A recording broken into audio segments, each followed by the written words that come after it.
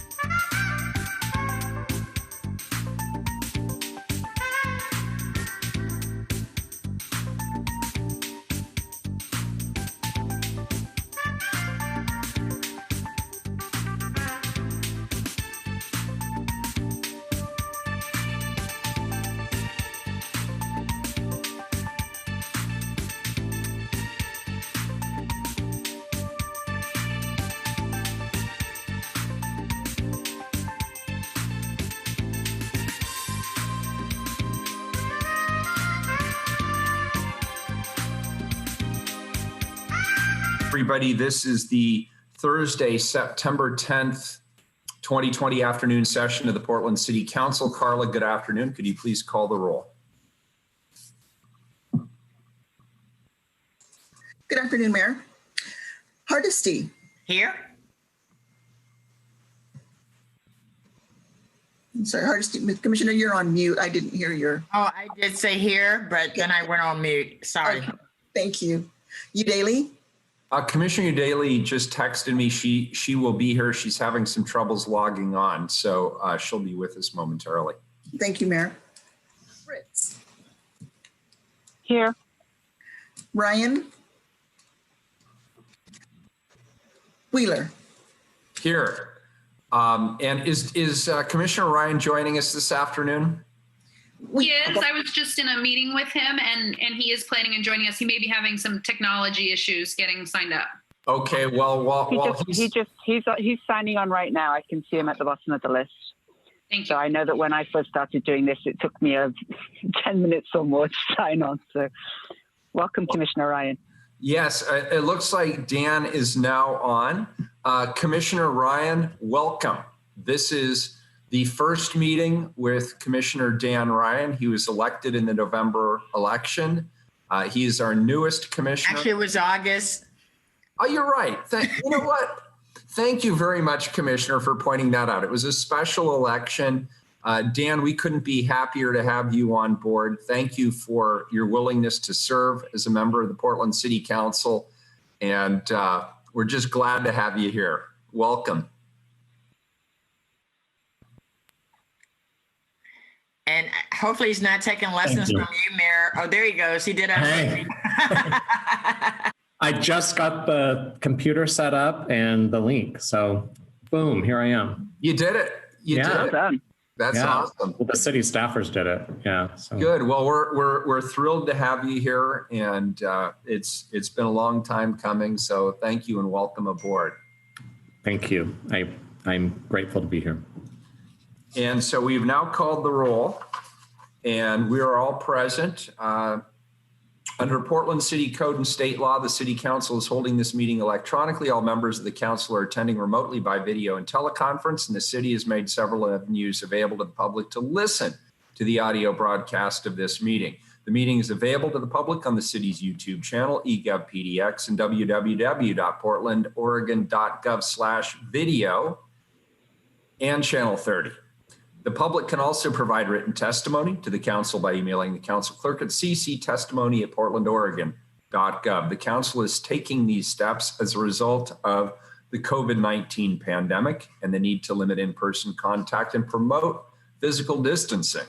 The pandemic is an emergency, one of many, that threatens the public health, safety, and welfare, which requires us to meet remotely by electronic communications. Thank you all for your continued patience, your flexibility and understanding as we manage through this difficult situation to do the city's business. And I just want to take a brief note here because we should, that there are many people across the state of Oregon who are really struggling right now under the threat of the wildfires that are impacting numerous communities across the great state of Oregon, particularly in the Central Cascades. The winds, of course, have pushed the smoke-filled air all across the Pacific Northwest and indeed all up and down the West Coast. As Commissioner Hardesty and I were just discussing a few minutes ago, the city of Portland has reached out to the governor, who is the director of all emergency operations during this crisis. We have offered whatever resources the city of Portland can offer to be of help to those in communities that are directly impacted by these wildfires. Later this afternoon, we will be making an announcement about some of the specific steps and specific deployments that are being made on behalf of the city of Portland in support of the operations elsewhere. So we'll have more fuller messaging about that later this afternoon. But at this point, I just want to acknowledge the tragedy on behalf of all of us here on the Portland City Council and the city of Portland, express our sincere condolences to those of you around the state who are personally impacted by this, either you personally, your families, or your communities. And please understand that We support you. We are all fellow Oregonians, and the city of Portland will absolutely, in fact, we already are, but we will continue to step up to support you in your time of need, because you've been here for us during our time of need. So I just wanted to acknowledge that as we kick off our hearing this morning. Carla, we have 2 items on our agenda, which I have cleverly just misplaced. Here it is. The first is a land use hearing, and the item number, as I quickly file through this, is item 705. Can you please read it? Lauren, did you have opening statements you want to do first? Yeah, I can do them all at once. Or You know what? I forgot. Sorry, Lauren. The rules of order and decorum will now be read by legal counsel. Thanks, Lauren. Then we'll have you separately read the land use issue. Thank you.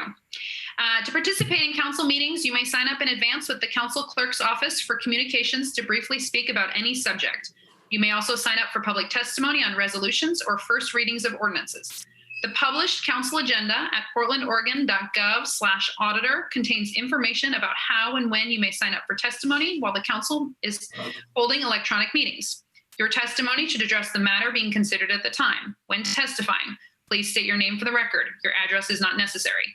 Please disclose if you're a lobbyist. If you're representing an organization, please identify it. The presiding officer determines the length of testimony. Individuals generally have 3 minutes to testify unless otherwise stated. When your time is up, the presiding officer will ask you to conclude. Disruptive conduct, such as shouting, refusing to conclude your testimony when your time is up, or interrupting others' testimony or council deliberations will not be allowed. If there are disruptions, a warning will be given that further disruption may result in the person being placed on hold or ejected for the remainder of the electronic meeting. Please be aware that all council meetings are recorded. Thank you very much for that, Lauren. And Carla, if you could be so kind as to read item number 705, time certain. Consider appeal by Leonard Giannett, Yvonne Meekums, and Mary Henry DeTesson, the Design Commission's decision to approve with conditions the Alamo Manhattan 4-block development in the South Waterfront Subdistrict of the Central City Plan District. LU 20-102914 DZM ADGW. Thank you, Carla. First of all, our city attorney, Lauren King, will make some announcements about today's hearing. Thank you. As a reminder, this is an evidentiary hearing. This means you may submit new evidence to City Council in support of your arguments. For an evidentiary hearing, we will begin with a staff report by the Bureau of Development Services, typically for approximately 10 minutes. Following the staff report, City Council will hear from interested persons in the following order. The appellant will go first and will have 10 minutes to present his or her case. Following the appellant, persons who support the appeal will go next, and each person will have 3 minutes to speak to council. The principal opponent will have 15 minutes to address City Council and rebut the appellant's presentation. If there is no principal opponent, the City Council will move directly to testimony from persons who oppose the appeal after supporters of the appeal conclude their testimony. After the principal opponent, the council will hear from persons who oppose the appeal. Again, each person will have 3 minutes. Finally, the appellant will have 5 minutes to rebut the presentation of the opponents to the appeal. The City Council may then close the hearing, deliberate, and take a vote on the appeal. If the vote is a tentative vote, the council will set a future date for the adoption of findings and a final vote on the appeal. If the council takes a final vote today, that will conclude the matter before the council. Scope of testimony for evidentiary hearings. I would like to announce several guidelines for those who will be addressing the City Council today. Submitting evidence into the record. Any letters or documents you wish to become a part of the record should be emailed to the council clerk after you testify. Similarly, the original or a copy of any slides, photographs, drawings, maps, videos, or other items you show to council during your testimony, including a PowerPoint presentation, should be given to the council clerk to make sure they become part of the record. Testimony must be directed to the approval criteria. Any testimony, arguments, or evidence you present must be directed toward the applicable approval criteria for this land use review, or other criteria in the city's comprehensive plan or zoning code you believe apply to this decision. The BDS staff will identify the applicable approval criteria as a part of their staff report to council. Issues must be raised with specificity. You must raise an issue clearly enough to give the council and the parties an opportunity to respond to the issue. If you don't, you will be precluded from appealing to the Land Use Board of Appeals based on that issue. Applicants must identify constitutional challenges to conditions of approval. If the applicant fails to raise a constitutional or other issue relating to proposed conditions of approval with enough specificity to allow the council to respond, the applicant will be precluded from bringing an action for damages in circuit court. That's it. Thanks, Lauren. Appreciate it. Colleagues, do any members of the Portland City Council have any conflicts of interest to declare? Commissioner Hardesty? I do not believe I have any conflicts of interest in this matter, Mayor. Okay, great. Commissioner Fritz? No. Commissioner Ryan? No, I do not. Commissioner Daly?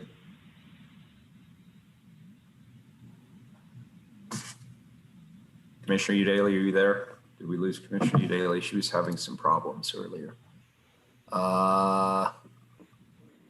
Looks like she dropped off the call. Carla, is that correct? I've not seen her either, Mayor. She may have. Okay, well, we'll try and get her back. Okay.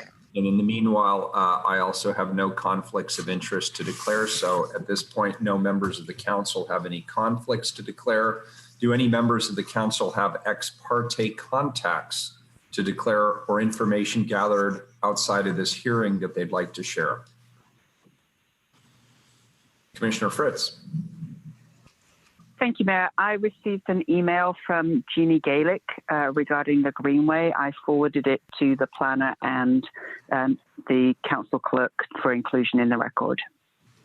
Very good. And does anybody have any questions to ask Commissioner Fritz about that particular contact? I'm not seeing any hands raised. Anybody else have any potential conflicts of interest that they'd like to declare? Seeing none, we'll move on, and I will ask Commissioner Daly these questions when she's able to rejoin us. Have any members of the council made any visits to the site involved in this matter? No, Mayor. I have not. I've been past the site multiple times. I haven't visited it specifically to look for this development. Okay, great. And Commissioner Daly, do you have any ex parte contacts or any conflicts of interest to declare, or have you visited the site? None whatsoever as far as ex parte or conflicts of interest. And I'm sure I've driven and walked by the site, but not in many, many months. Very good. And I have no conflict in this regard to declare either. Do any members of the council have any other matters that need to be discussed before we begin the hearing? No, Mayor. All right, good. And Dan, just to make sure you also know about the hand raise function, just you probably do, but I just want to check and make sure you know. Is that a yes? You're still working on the mute, unmute button. Can you unmute for a minute, Commissioner Ryan? I can. And do you know how the hand raise function works? I do, but not on this. I just got to the office and 15 minutes ago, and I'm trying to figure out the new equipment. I just want to make sure you scroll down, like on the lower, on my screen, if I scroll down the cursor to the lower. Oh, no, the chat, okay. And then you should be able to see it at the bottom of the participant. If you click on the participant link, you should see it on the right-hand side. It says raise hand. I'll show you that I found it. Yeah, good. Okay, you're good to go. And then the only other thing, and it's just my thing, is just make sure after I call on you, you lower your hand so I know that you had your question answered. All right. Before we begin, I want to note the record includes the electronic record available on e-files. The record can be found if you go to efiles.portlandoregon.gov/record 1344264 or you can search LU 20-102914. Who says government isn't transparent? On e-files, if you have trouble accessing the record or can't remember those long numbers, please let Stacy Monroe the assigned planner know, and we'll make sure we connect you directly. So for this, we'll start with the hearing. First up is the staff report, approximately 10 minutes. Good afternoon.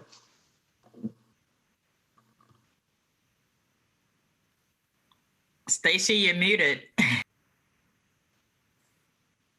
Thank you. Good afternoon. Let me share my screen to get started. Thank you. Okay. Can everyone see the screen and my cursor moving? Yes, it looks good. Great. Okay. Good afternoon. My name is Stacy Monroe with the Bureau of Development Services. I'm senior planner with the Design and Historic Review Team. And I'm here to present the Type 3 appeal for the Alamo Manhattan blocks.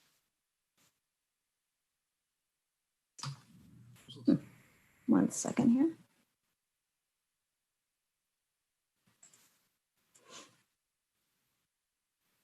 Okay, not able to toggle my screen. Give me there we go. Can everyone see this screen now? Yes. Oh, great. Okay.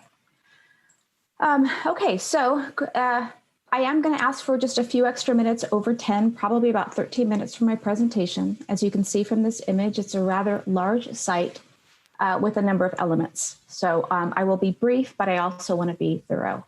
Excuse me, So Mayor, does that mean the other side gets the same amount of time? Am I accurate in that assessment? No, No, because she's the planner, not the other side. Yeah, the staff in this case is the neutral party. So we'll also hear from the appellant as well as opponents to the appeal, and we'll just make sure that those two sides get equal time. And Thank you. We'll give the staff the time they need. We just put the time suggestion there for staff just so it doesn't become a 3-hour hearing. We encourage them to be thorough yet timely. Okay, so with that, we have 5 buildings providing a total of about 1,200 residential units. The inclusionary housing regulations apply to this project, and they will be met with 10% at 60% MFI. The proposal also includes live-work units at the ground floor of several of the buildings, a little over 22,000 square feet of commercial space, and over 700 parking spaces. The project also is undergoing a land division to create new streets, mainly extending River Parkway to the south, extending Lowell and Abernathy to the east, as well as creating a greenway tract at the eastern edge of the property for the future greenway improvements, and also establishing new greenway access ways that connect along Lane, Abernathy, and Lowell that connect the district to the greenway. This is just an aerial image to give you an idea of the location within the district. It's at the southeastern end of the district. And these are some images of the buildings. In the upper left, you will see the eastern buildings, which are the larger tower buildings that front the river. And the other 3 buildings you see are on the western half of the site, on the western blocks. So to get you located, we are in the South Waterfront Subdistrict, Central City Plan District. This large property is zoned Central Commercial Zone with both design and greenway overlays. The blue dashed line represents the existing location of this streetcar. So the floor area ratios, also known as FAR for these blocks, are different depending on where the building is located. To the west of River Parkway, the FAR is 6-to-1 with a total of up to 9-to-1 with bonuses. Both of these buildings all 3 buildings on the western blocks are well below the base FAR, and they are the 5 to 6 story buildings. On the eastern blocks, the 5-to-1, the lower FAR exists, and you can also get up to 9-to-1 bonuses. The 2 eastern blocks exceed the base of 5-to-1, and that extra FAR is being achieved by providing additional public open space as well as the affordable housing. For the height, the base height throughout the block is 125 feet. You can get up to 250 feet with bonuses. The height then steps down as you move east towards the river. It steps down to 125 feet, and then it steps down again to 75 feet. On the western blocks, as I mentioned earlier, are the mid-rise buildings, and these are well below the base height as they top out at 55 and 75 feet. The eastern blocks take advantage of the full 250 feet, and then they step down to 125 and then down to 45 feet for the podiums. As I mentioned earlier, a greenway tract exists on the eastern edge of the property. This cross-section shows that this greenway section is 100 feet wide, and it requires minimum improvements consisting of a bike trail, a pedestrian trail, and landscaping. And as you can see in this image, buildings are not allowed to project within this 100-foot setback unless they are river dependent, which is not the case for this project. So this project is subject to design and greenway reviews. The approval criteria for these reviews consist of the Central City Fundamental Guidelines and the South Waterfront Guidelines.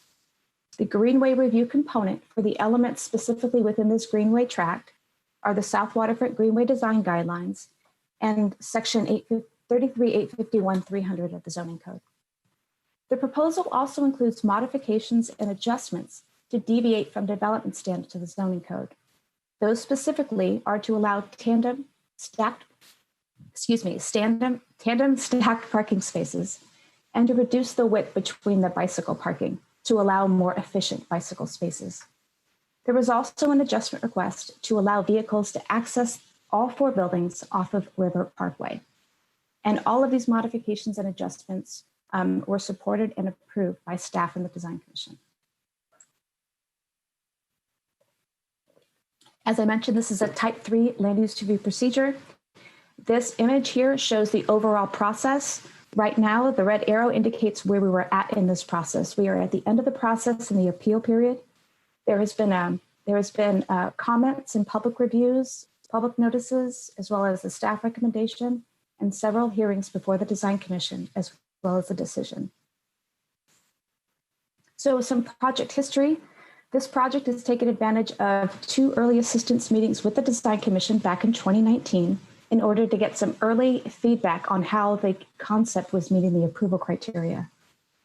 The project was initially submitted in September of 2019 with code, with the code in effect at the time, the current Central City 2035 code, which was just readopted. A public hearing occurred around Christmas time last year. The applicant then chose to withdraw this application at the beginning of 2020. A new application was submitted in order to take advantage of code in effect in April of 2017. And this was done because, or this was allowed to be done because the applicant has an active land division, and state law says that you can have vesting in code in effect at the time of your land division submittal. So that's why they applied under the April 2017 code. That project had 4 hearings before the Design Commission before it was approved on July 2nd, and then staff in the city received the appeal on August 7th.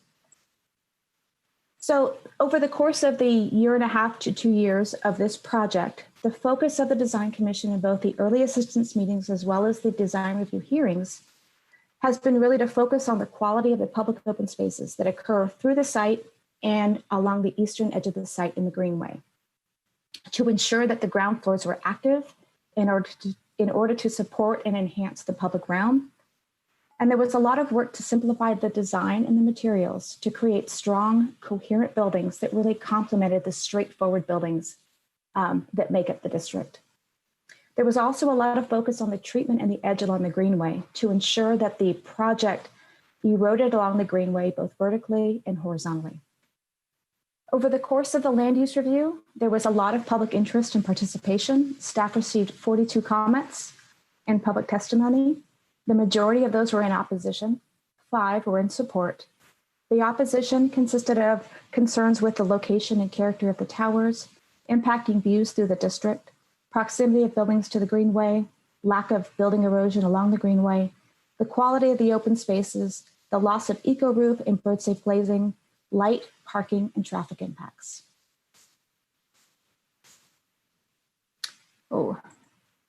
Okay, so there's 5 appeal items. I'm going to be brief, but I also want to get through this comprehensively. So the very first appeal item, excuse me, one second. The very first appeal item is regarding graduating building heights towards the river. The appellant has states that they disagree with how staff has implemented this guideline. So the guideline specifically is D2.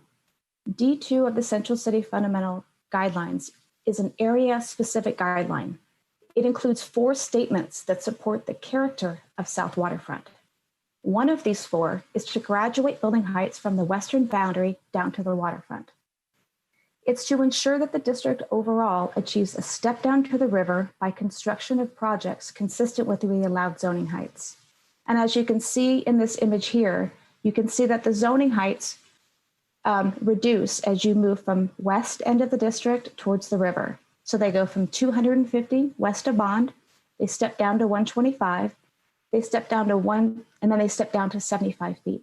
So that's the gradual stepping down in the zoning height allowances in the district. The implementation of this guideline does not require that every building on each block step down to the next, to the next, and to the next. If you had a building, for example, if you had a building that was 2 stories tall, it wouldn't mean that the building east of it would have to be 1 story tall in order to achieve that stepping. In addition, the zoning code does not require that all buildings build to their maximum height. It's a maximum. I'm sorry to interrupt, and ordinarily I'd hold this till the end, but my suspicion is this is a significant issue. And I'm going to be honest, I'm not sure I understood exactly what you just said. Can you please go back and maybe state that a little bit differently so I really understand it? When you say it doesn't require every building on each block to step down to the next, and so on. Could you Sure. a little more illustrative of that, please? Sure. So the intent of this guideline is that a stepping is achieved throughout the district, not on a block by block process. So as you can see from the zoning allowances, the zoning height allowances, that is already dictated by the maximum heights that are allowed. So if you're in the western part of the district, any development can go up to 250. As you move east towards the river, the zoning height allowances go down. So the zoning, Excuse me. Sorry, Yes. Stacy. No worries. Your slide says it could go up to 325. That's with bonuses. That's correct. So the heights shown on this image represent the base heights. I didn't have an image that showed the bonus heights. So essentially, the west half of the district can be up to 325 feet if a developer chose to build to the maximum height. As you move east in the district, the zoning height allowances can incrementally step down. They go from 325 with bonus to 250, down to 125, and down to 75. So this stepping down towards the river or towards the eastern edge is achieved throughout the district, not on a block by block development. And that's what I meant when I said earlier that if the block west of a project were only a couple of stories, if you implemented this guideline to say that each block, it had to be done by each block, then the block east of that 2-story building could only be 1 block. So Okay. that's not how it was envisioned to be Okay. implemented. Now I get it. Thank you. Yeah. That Okay. makes perfect sense to me. I wasn't completely clear what you were getting at now. Okay. So thank you. And the next slide might help. So this image at the upper left shows this proposal, this project. If you can follow my cursor, this is the western half of the project where the buildings are 5 stories and 6 stories. On the eastern half is where the taller buildings are. Again, the zoning code doesn't require you to build to your maximum. And that is exactly what was done on the western half. They are not fulfilling their full 250-foot envelope. They are only proposed to 75. The buildings on the eastern blocks do step down, and you can see that in this cross section. Here's the 250. It steps down to 125, and then it steps down even down to 45 before it gets to the river. I wanted to make one other point, that the implementation of this guideline is very similar to an appeal that council considered in 2014. It was known as Block 136. And on this case, it had similar stepping down approval criteria. the council determined that the stepping down towards the river is achieved through the heights in the zoning code, not what happens on individual building heights. So just wanted to be clear of that precedent, or share that precedent with you. Okay, appeal item number 2. Setbacks from the greenway. The appellate statement says the eastern buildings should erode and be similar and have a similar setback as the Atwater and the Merriweather buildings. The image on the bottom shows the Atwater and the Merriweather. And as you can see, this is the building edge here, and this is the greenway trail here.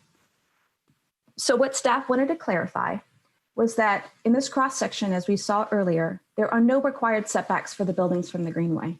As you can see, this image shows the building right at the edge of the back of the greenway. You just cannot project into it. That's prescriptive. However, the discretionary review has guidelines, and the guidelines encourage erosion of development along the greenway, which is reflected to the north. So as I mentioned, these buildings are set back to some varying degree to the north. So, really quick. So when considering this guideline, the Design Commission had opted for deeper setbacks at a specific area along the eastern edge, rather than a consistent uniform setback along the entire eastern frontage. So rather than having a consistent, let's just say 20-foot setback along here, the commission decided that because there was a large public amenity open space plaza that was required here, that concentrating the setback in this area would provide a better public benefit than having a uniform setback along the entire frontage. And that public plaza is highlighted here, and it's a terminus at the end of Abernathy Street. And this is just some images to show how that building sets back and erodes from the greenway and sets back from the bike trail. And this is that same public plaza at the building in the south, and how the building sets back to allow that public space. Appeal item number 3. The applicant has stated that the south waterfront area is not characterized by towers that extend the full length of the property in any one direction, but that they are sculpted and they are narrow. So there was concerns with the more bar style towers that were approved. So South Waterfront has very specific guidelines to get to the character of the towers that exist, as well as ensure views through the district. Those prescribed regulations are special building height corridors and tower orientation. And again, these ensure visual access through the district and ensure that the urban form is permeable and varied. It has 50-foot height limitations for portions of a building within the street. As you can see, these 4 arrows are the 4 streets that have a height limitation in them because they are identified as view corridors. So there are standards and limitations on building heights when a view corridor has been defined. There is also spacing dimensions between towers. There are length, north-south length dimensions of towers to ensure that you get those visual views through the district. So it should be noted that the project site is in red. There are no defined public view corridors or public viewpoints within or through this site.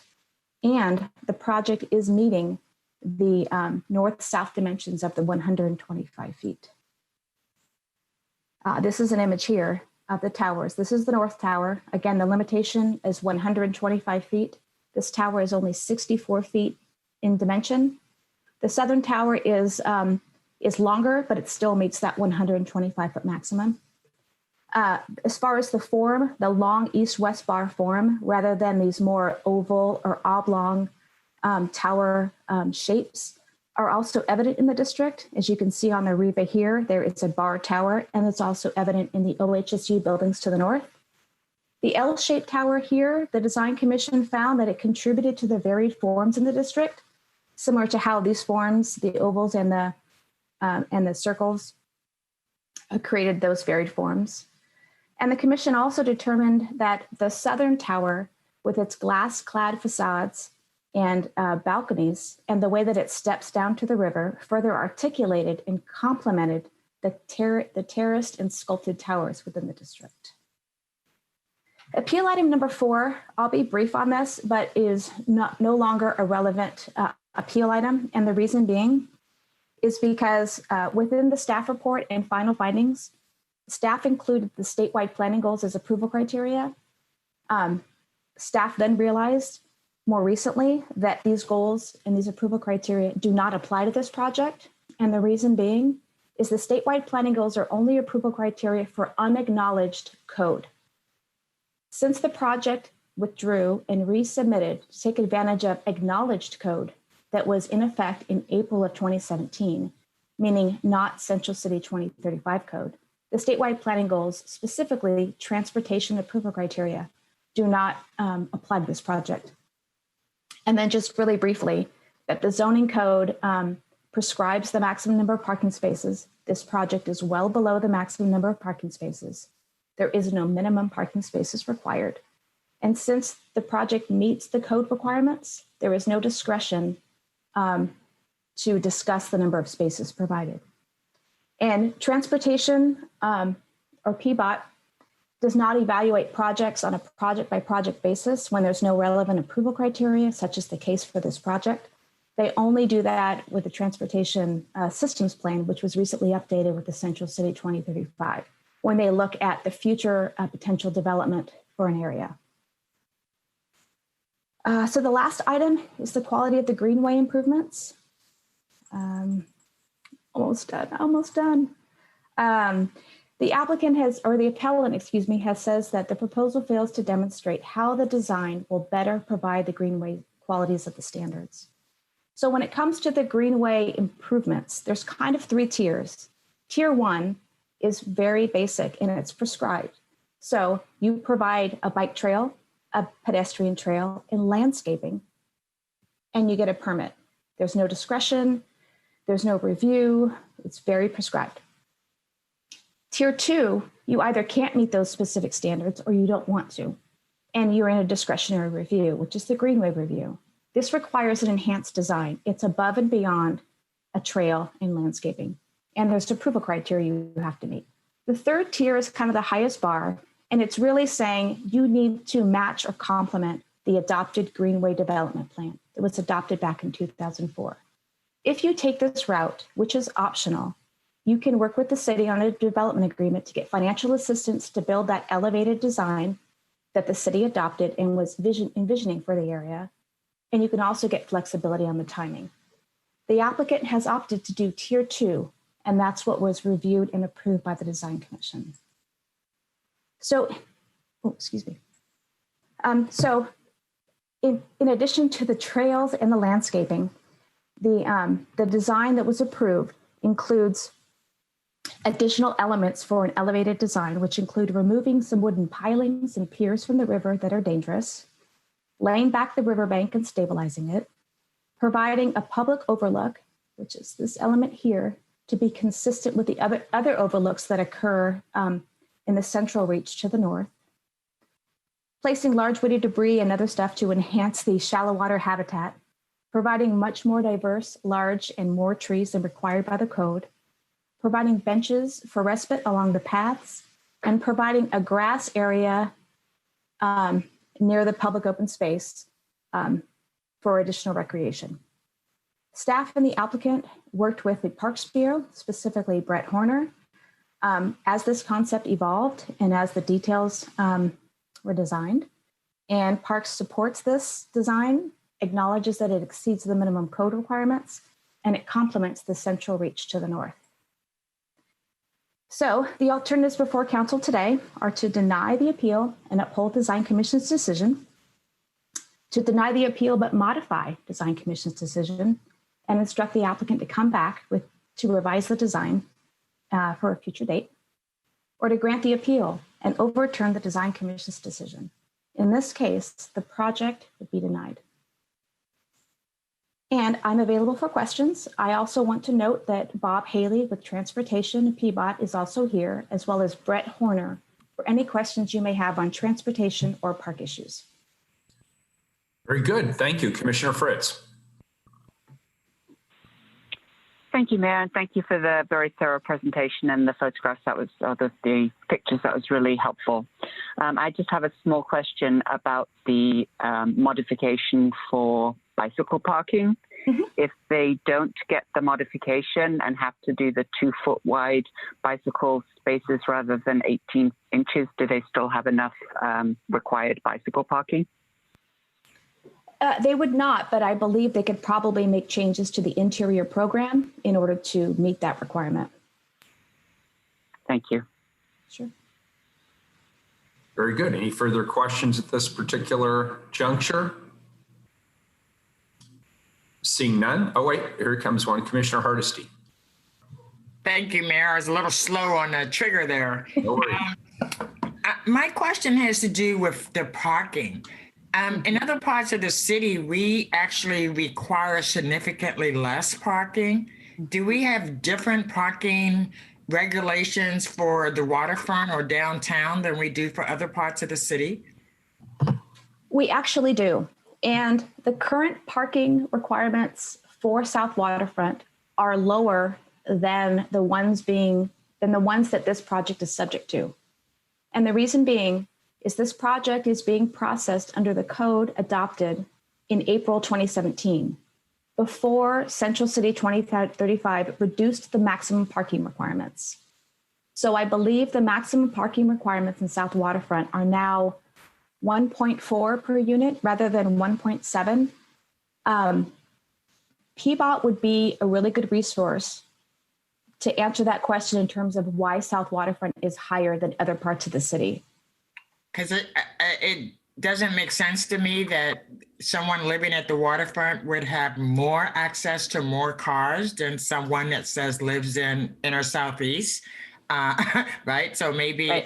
That's a question for transportation. Sure. And Carla, if Bob Haley is in the attendees, if you could move him over or promote him to a panelist so he could answer the question.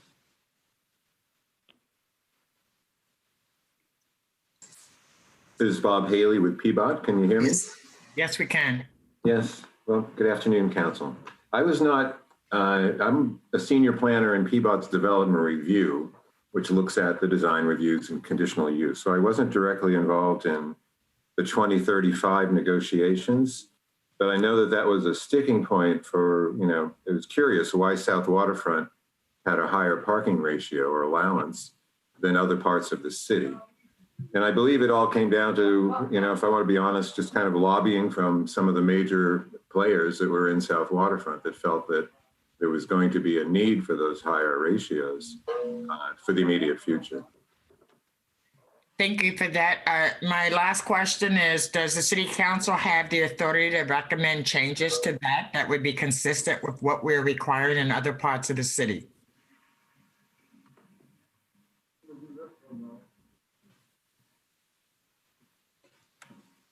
Is that a question for PBOT? Yes, it is.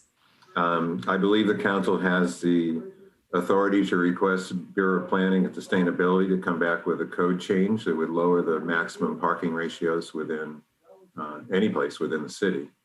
I mean, PBOT is not directly involved in parking on private property. Our focus mainly is on the impacts to public right-of-way.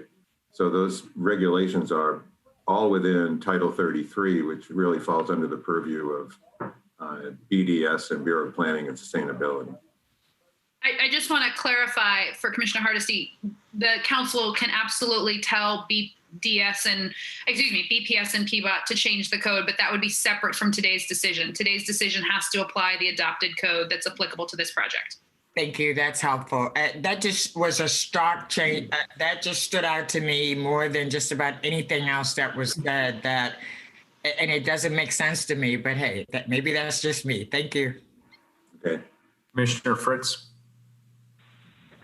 Yeah, to that point, I noticed that some of the units are going to have tandem parking. In other words, be able to have 2 cars for 1 unit.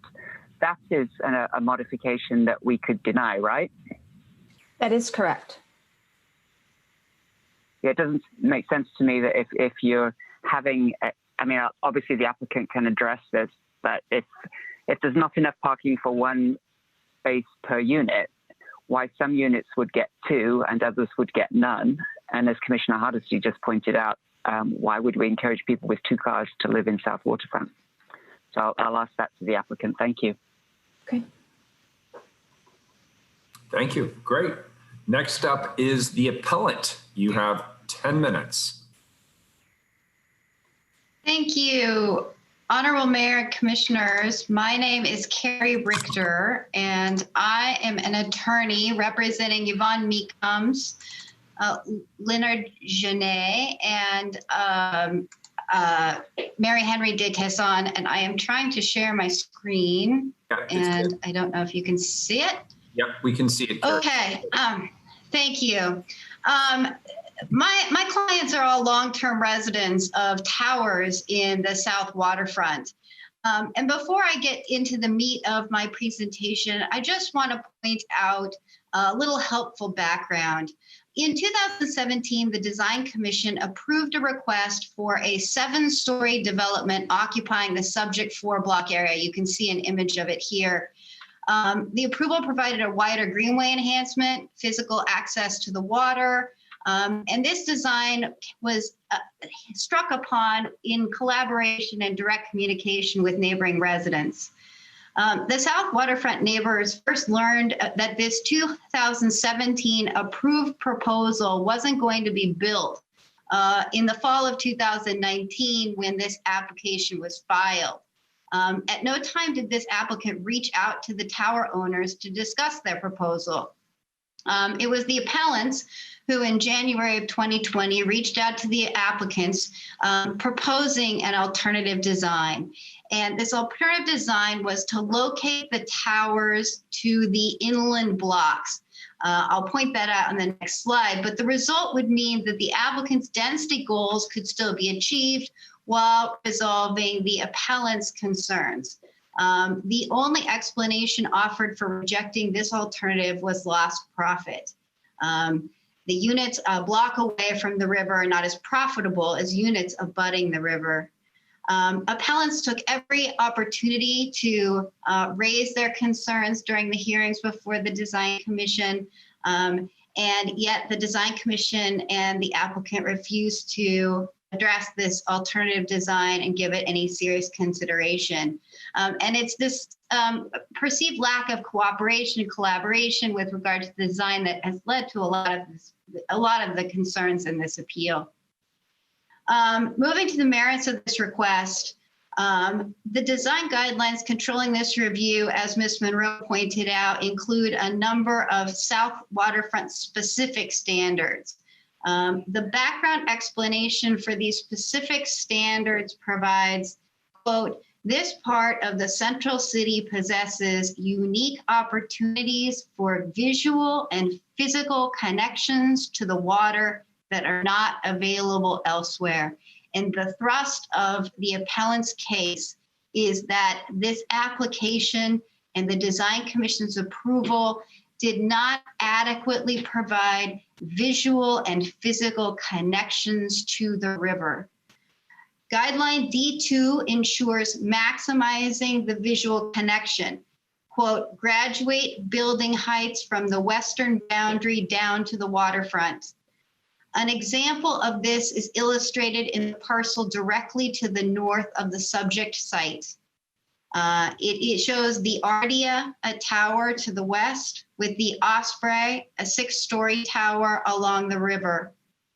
The building heights are graduated from the west to the waterfront.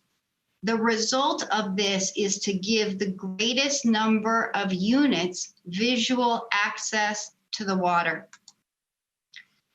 The proposed design does not offer this same visual access.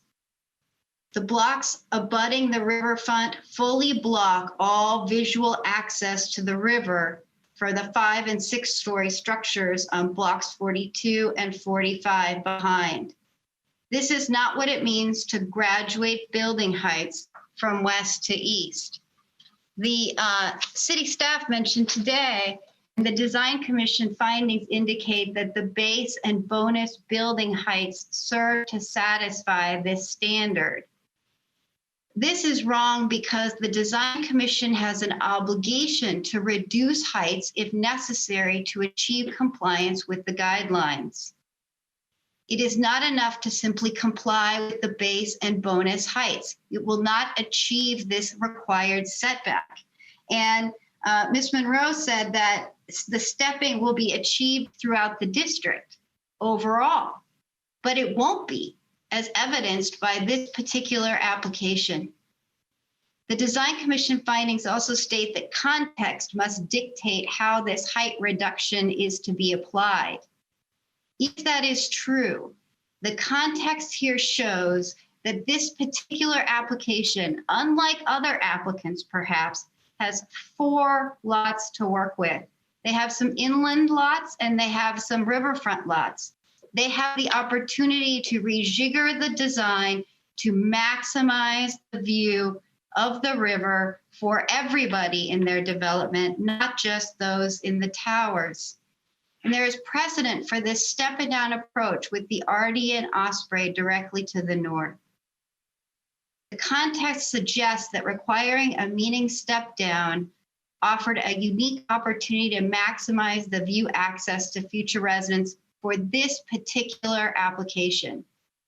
The applicant shows profit instead of doing what the design guidelines expressly and unambiguously require.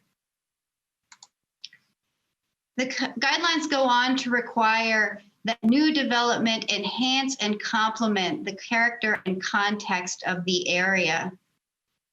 In the south part of South Waterfront, most of the residential towers, as Ms. Monroe illustrated and this slide illustrates, the towers are round, oval shaped, particularly the residential towers are round and oval shaped, and they are nestled together and situated such that they provide for an enhanced and complementary view of the river.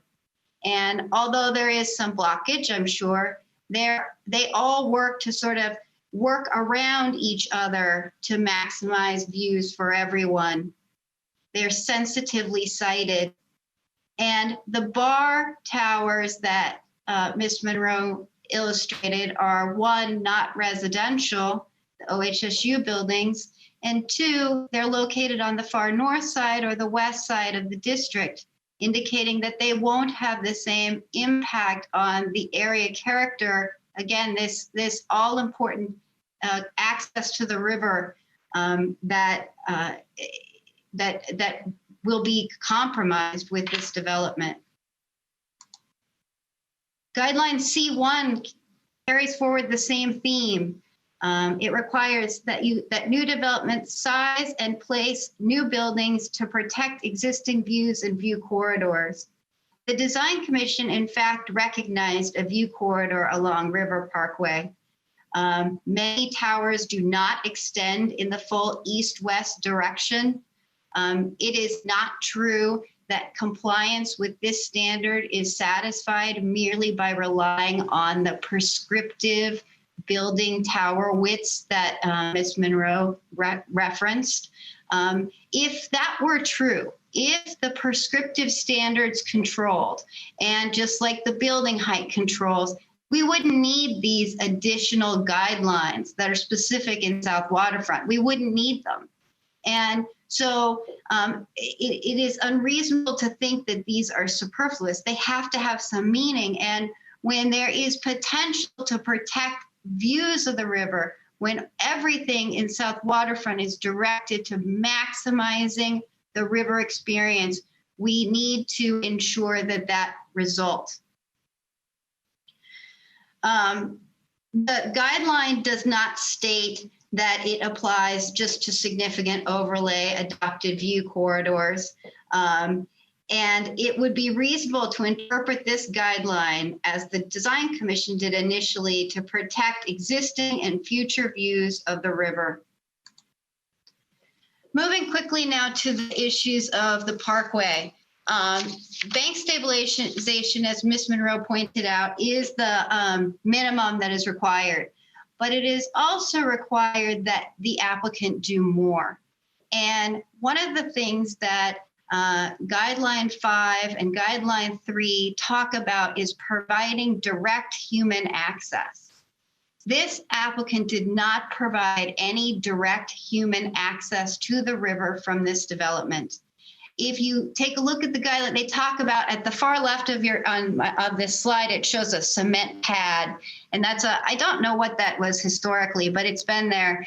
And the guidelines talk about using that pad as a place for people to get out onto the water, either stand on it and visualize being on the water, or even providing a gangway and a dock so that folks can use that dock for light watercraft access. This particular applicant, instead of using that cement pad, has elected to direct the pedestrians away from that pad, again, away from the river. And that is not what the guidelines call for. The guidelines call for providing major public amenities within the greenway. And I want to point out that the only benches in the greenway that the applicant has proposed are located in one spot, and it is shown just to the left of the number 3 at the bottom of my slide. Rather, all of the Chase lounges, the fountain, all of these amenities are actually very close to the buildings. And I think that they will be perceived as private amenities and not as major public amenities.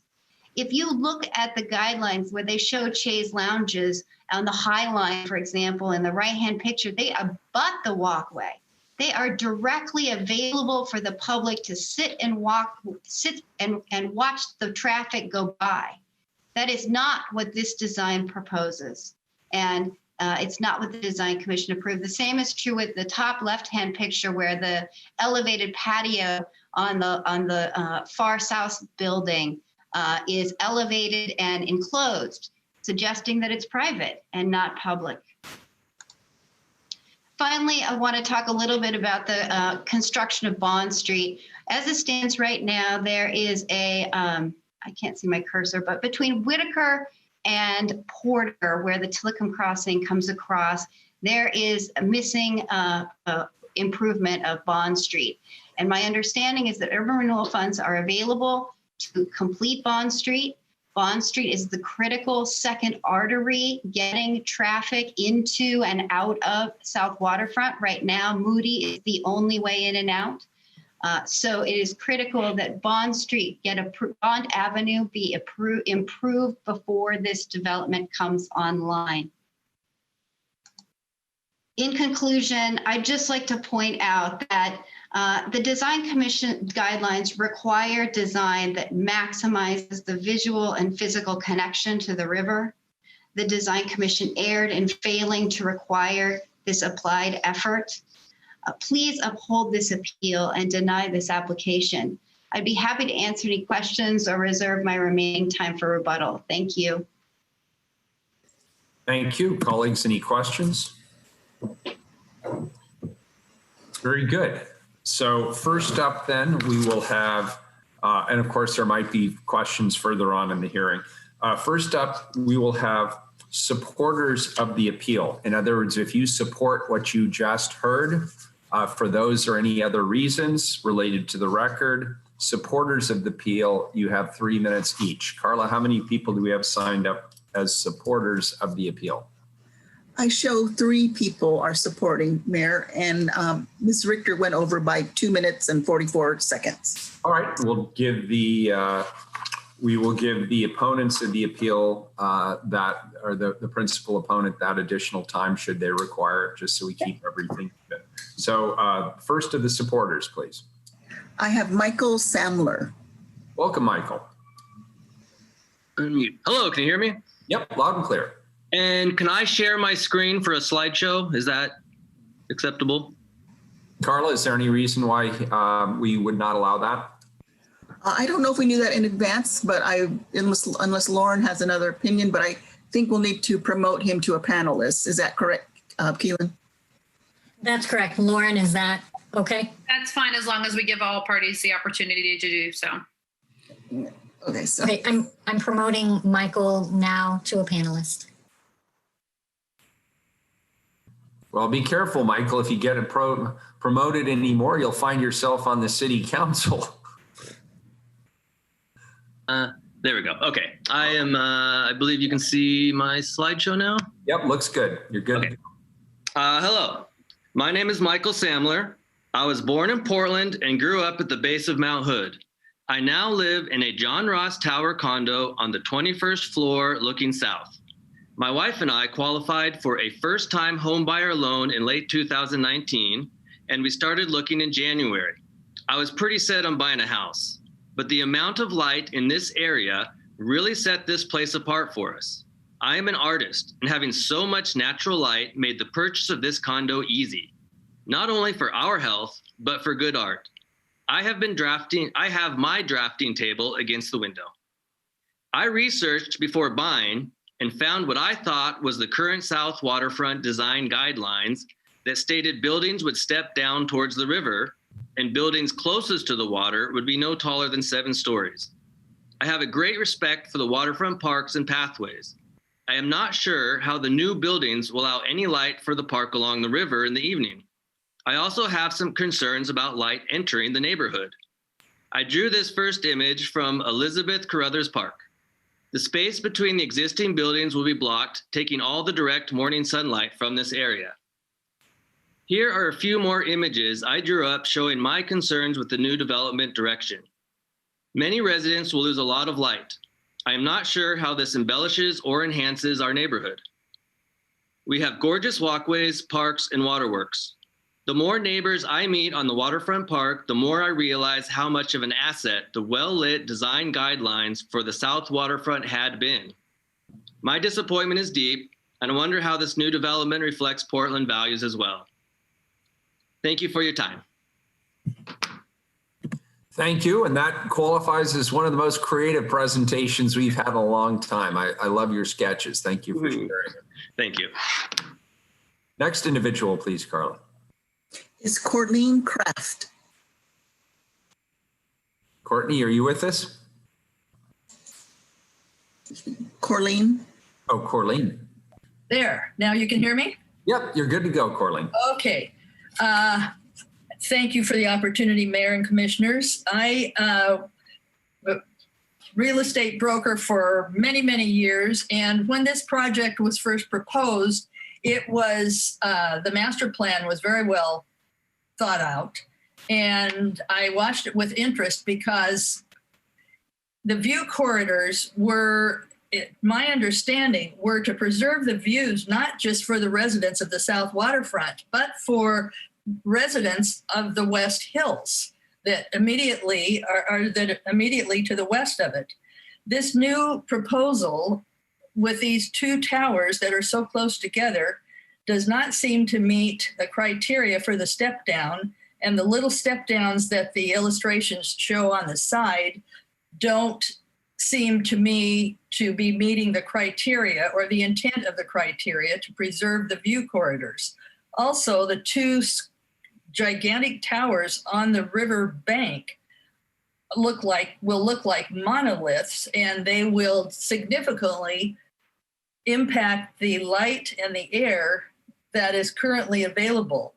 The original development plan for that area, as the attorney just pointed out, was something that we all knew about and approved of, and were rather more than chagrined by the height of the new buildings and the density.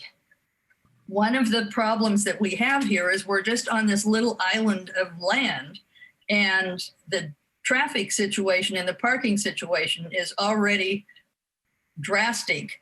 There is a requirement for a certain amount of commercial space. I think it would be commercial suicide for most businesses because there is no parking for to accommodate any customers that they might choose. There are plenty of buildings for lease down here right now, and there's not a good history of businesses surviving in this area as it stands.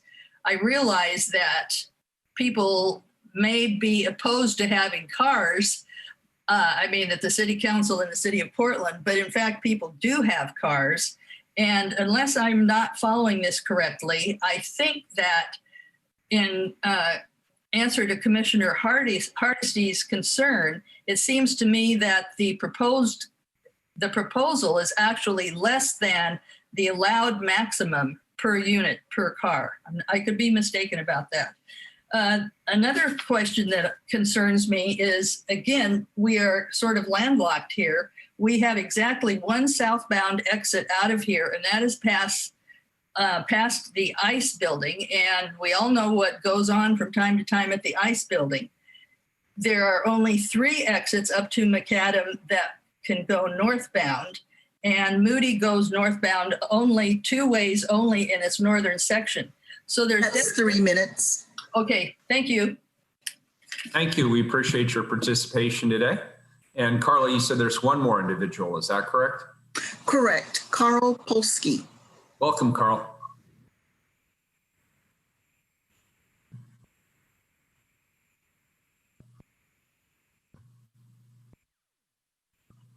Carl, are you able to unmute? How's that? Good, you're good. Carl Pulaski, I'm a property owner here in the South Waterfront. My appreciation to the City Council for the opportunity to support the appellant at today's hearing. During the last 9 months, I've heard, read, and been part of the constructive critical comments of the Alamo Manhattan and the Landing at Macadam LLC project. My impression is that the development parties are more interested in their investment and financial gain. With their purchase of the property from Prometheus, developers could have mentally co-opted Prometheus's trademarked motto, quote, "We believe in good living for the greater good," unquote. The philosophy and family belief of Sanford Diller, the founder of Prometheus, is, quote, there is no one way to make your way in the world. Everyone's path is their own. We all have a responsibility to give back. It is an obligation, a duty, and a privilege, not a choice, close quote. The development party should join the community's environment and ambiance, not disregard it, as it seems to be the case since their current fully developed investment, the Ella, is not part of the South Waterfront Association, which funds projects like holiday lighting and hanging flower baskets that are involved in the local market. I hope that the City Council considers the appeal so that the many current and future residents in the existing buildings can continue to enjoy our neighborhood's, quote, green expanses. Thank you for listening. It's a much more deeper issue than what has been presented so far today regarding the locations of the buildings and the impact on the sightlines of the existing buildings, all the way back to the Meriwether. Thank you. Thank you, Carl. Commissioner Fritz. Thank you, Matt. Carla said that there were just 3 people signed up to testify. I see Jeffrey Lang as an observer, and I was expecting him to testify about Greenway issues. Could we find out whether he maybe signed up in the wrong place?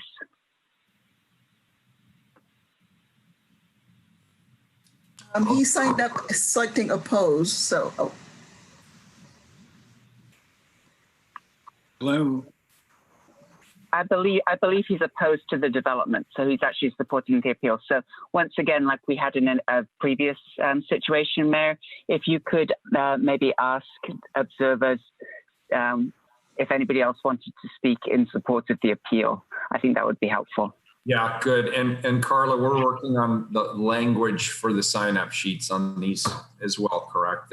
Unfortunately, the language gets very complicated on these things. Yeah, we had updated it for this case, but we'll keep working on it.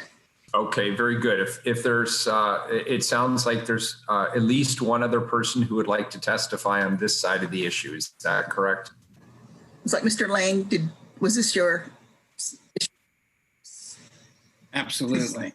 Okay. Why don't you testify? And if there's anybody else who's on the other list who wants to testify on this side of the fence, if you could raise your hand in the chat function, then Carla will make sure that we get you switched over. All right, go ahead, sir. Appreciate that. Before I begin and get to the meat of my presentation, I just think it's relevant right now that we recall the native tribe that was on this property for thousands of years, the Kalapuya people. And I just feel we should at least give that some thought before we cut up on profits and details of bike parking. My name's Jeff Lang. I'm a business owner and founder of Gales Creek Insurance Services. I sit on boards like MISO, Micro Enterprise Services of Oregon, and I was one of the founders of the Albina Opportunities Corp. I do sit on the board of the North Portland Greenway, and we work to build out the Greenway, Willamette Greenway, to the north in North Portland's neighborhoods. Today, though, I am speaking strictly for myself as a citizen. And I'm trying not to be redundant, Mayor, because there's been so much good testimony by the attorney representing the appellants, so bear with me. Okay. So the importance, why are we here? Why am I testifying? This project, the Willamette Greenway, is one of the most impressive opportunities that the city of Portland has had since the middle 70s when Governor McCall and Governor Straub set up the mechanisms for the Willamette Greenway throughout the Willamette Valley. We have got to get this right. The property that the good folks and the developers of Alahome, Manhattan, is one of the last two properties. The other one is the Zidell family's property to the north, that once developed will finally complete a loop, a Willamette Greenway loop that many of us have worked on for 40 years within the inner city of Portland. It touches on every neighborhood that abuts the river, North Portland, Southeast, the downtown area, and it's one of the few and one of the largest public financed and private financed projects that allows all citizens to come in touch with the river. What is the river? The river is our breathing ground for the city of Portland. It is where people go to recreate, but not only recreate, it's a transportation hub to meet our goals to get people to and from different places, work and play, without doing it through a combustible automobile. We need to get this right. I also object to being referred to by some of the people, the stakeholders, as baseless appeals that undermine the public process. Everybody who's participated in this program since the middle of 2019 on our side of this discussion does it as a private, unpaid volunteer citizen. That's 3 minutes. Okay, so at the least, what I'm hoping we can do is delete the contract languages that allows the developer to build the Greenway Trail after 4 years of the completion of construction. I'd like to see that deleted specifically, and that the Greenway should be built at the same time as the building. The Greenway is not an amenity. I constantly hear it being referred to as an amenity.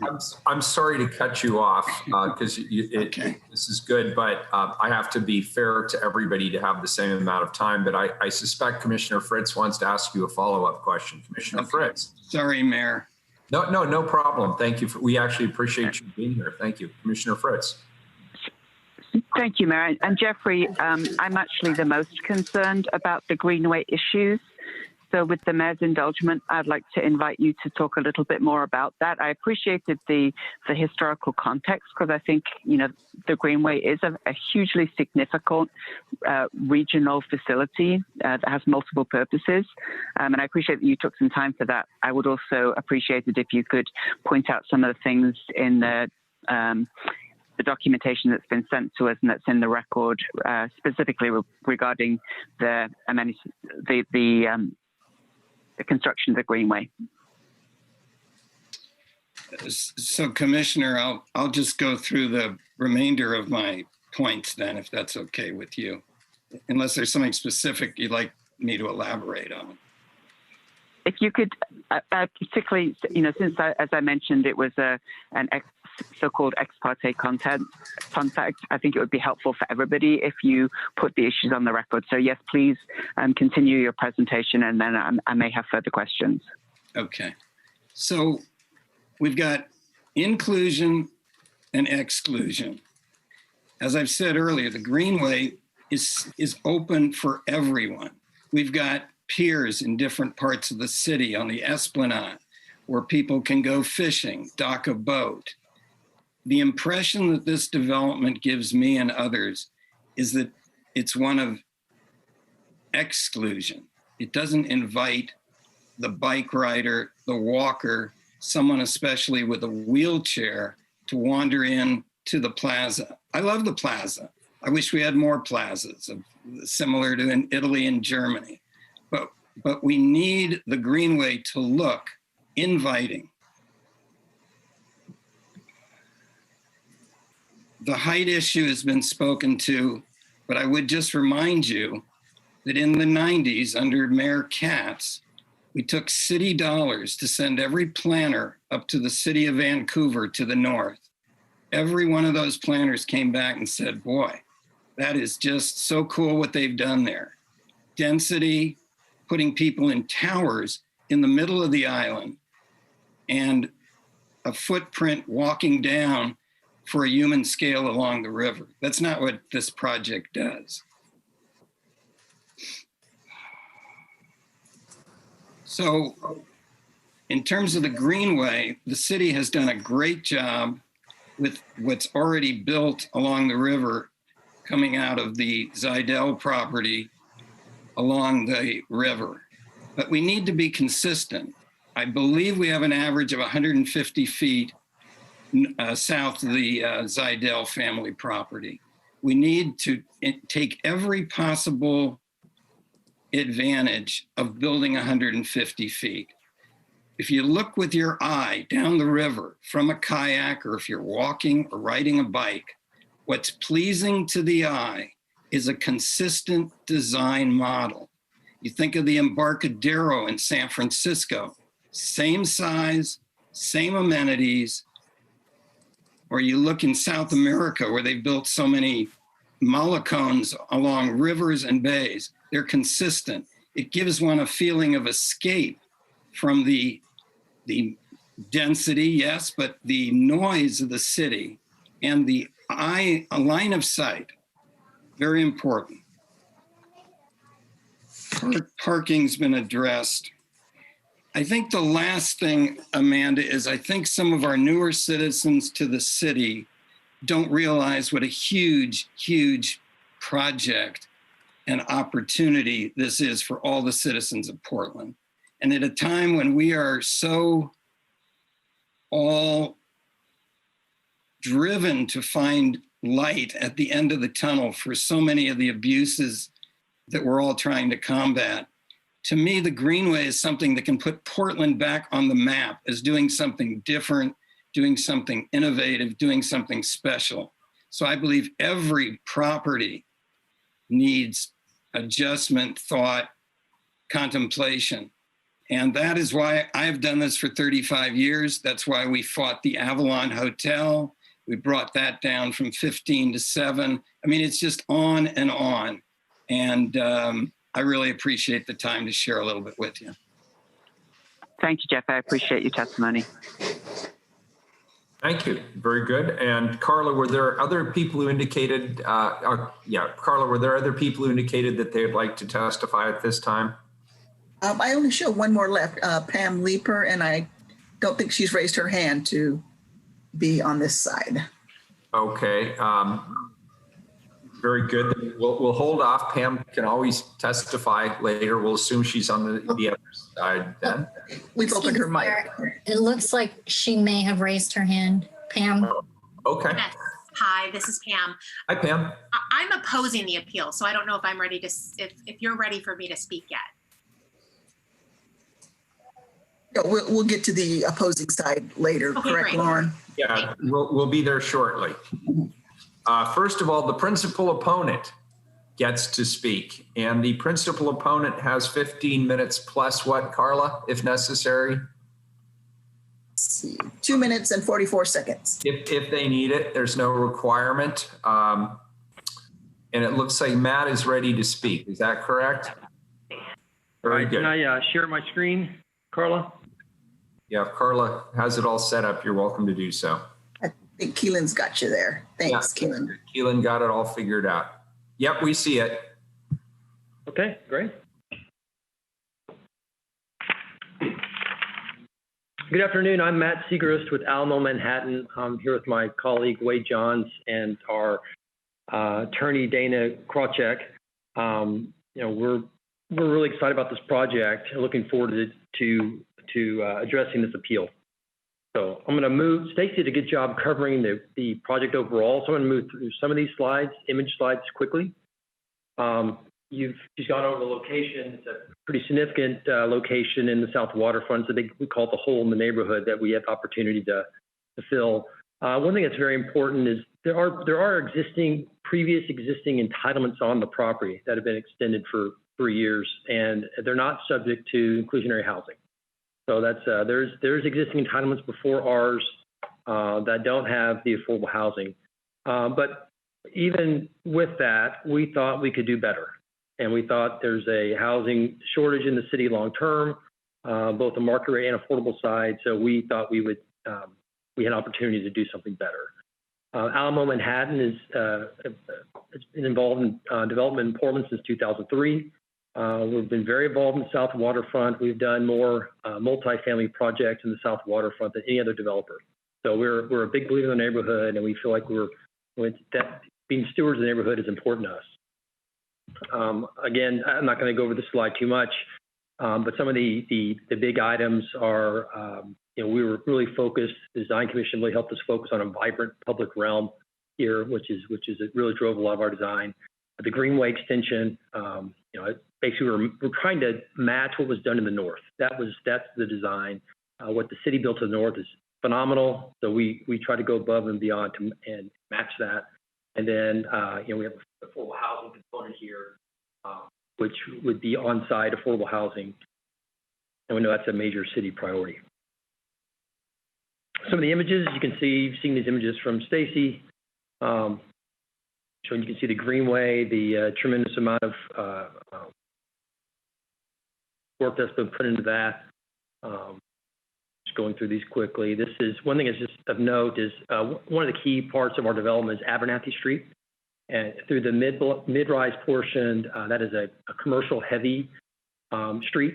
And then when you get between the towers, it transitions to, after some restaurants on the corner, it transitions to pedestrian only.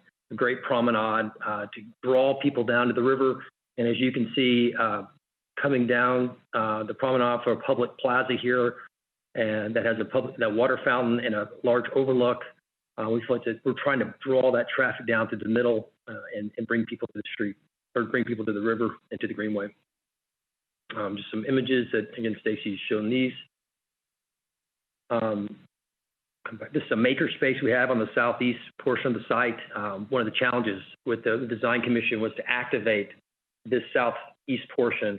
And so one of the neat solutions I think one of the original ideas came from one of the commission members, was to make a makerspace open to the public. And so this is a public plaza here as well that feeds to that. And I'll talk more about that later. This is looking Abernathy. This is the pedestrian only. You can see the restaurants on either side, and then pulling people into this, what we think is a really well-designed pedestrian promenade down to the overlook. In the mid-block portions, we also have a lot of public space. We created a mid-block paseo through block 45, which is a park in its own.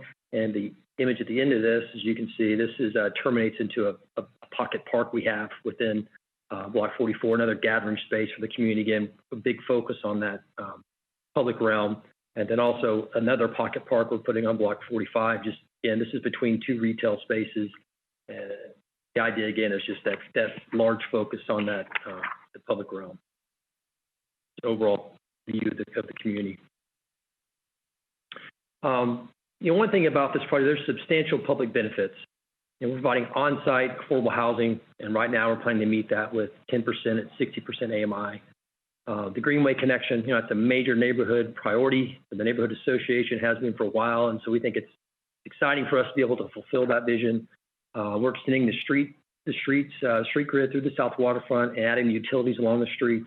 And then also the enhanced pedestrian access ways. In addition to Abernathy that runs straight down to the overlook on the Greenway, we have Lane Street and Lowell Street that also provide pedestrian-only access ways. And then one thing we're also doing is part of the South Portal improvements. That's a major priority of the city, and this project will be involved in actually doing some of those. All of these off-site improvements will be done in our first construction phase. So when we build out our first projects, we expect all the streets, all the Greenway, and all the pedestrian access ways to be built at that time, and the South Port to be built at that time. We've done tremendous public engagement through this. We had two specific meetings with the South Portland Neighborhood Association, the neighborhood association with jurisdiction in the area. We had 10 plus, maybe 20 plus separate stakeholder meetings, meeting with individuals, with groups, discussing the project, trying to get feedback, getting thoughts, how we could do things better. Stacy mentioned we had 7 design review hearings, 2 DARs as part of that. So a lot of engagement with the design commission, getting feedback and changing the design to meet their comments.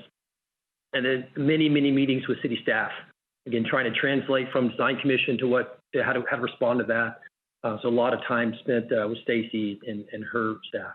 And we also met with the appellants. We had a meeting with them, trying to understand their concerns, to see how we could respond to them, see what we could do. But we take that seriously, the public engagement, and we really do try to listen, and we want to respond best we can. And we know we can't always please everyone, but we do our best to try to change our project where we can to address these concerns. So we did our best on that one, with this project. So with that, I'm going to turn it over to Dana. Good afternoon. Dana Krafchuk from Stoll Reeves. I'm the Land Use Counsel for the applicant. Before turning to the appeal arguments, I'd like to take just a quick moment to respond to a couple of the questions that were raised during staff's presentation. Commissioner Fritz asked whether we could accommodate all of the required bike parking if the modification is denied. And the answer to that is yes, it would require some internal reconfiguration, but we could meet it. The second question that was raised by Commissioners Hardesty and Fritz related to parking maximums. And while we are providing less parking than the applicable code, I understood the question to be under the Central City 2035 and those policies that are discouraging parking, how do we measure up to that?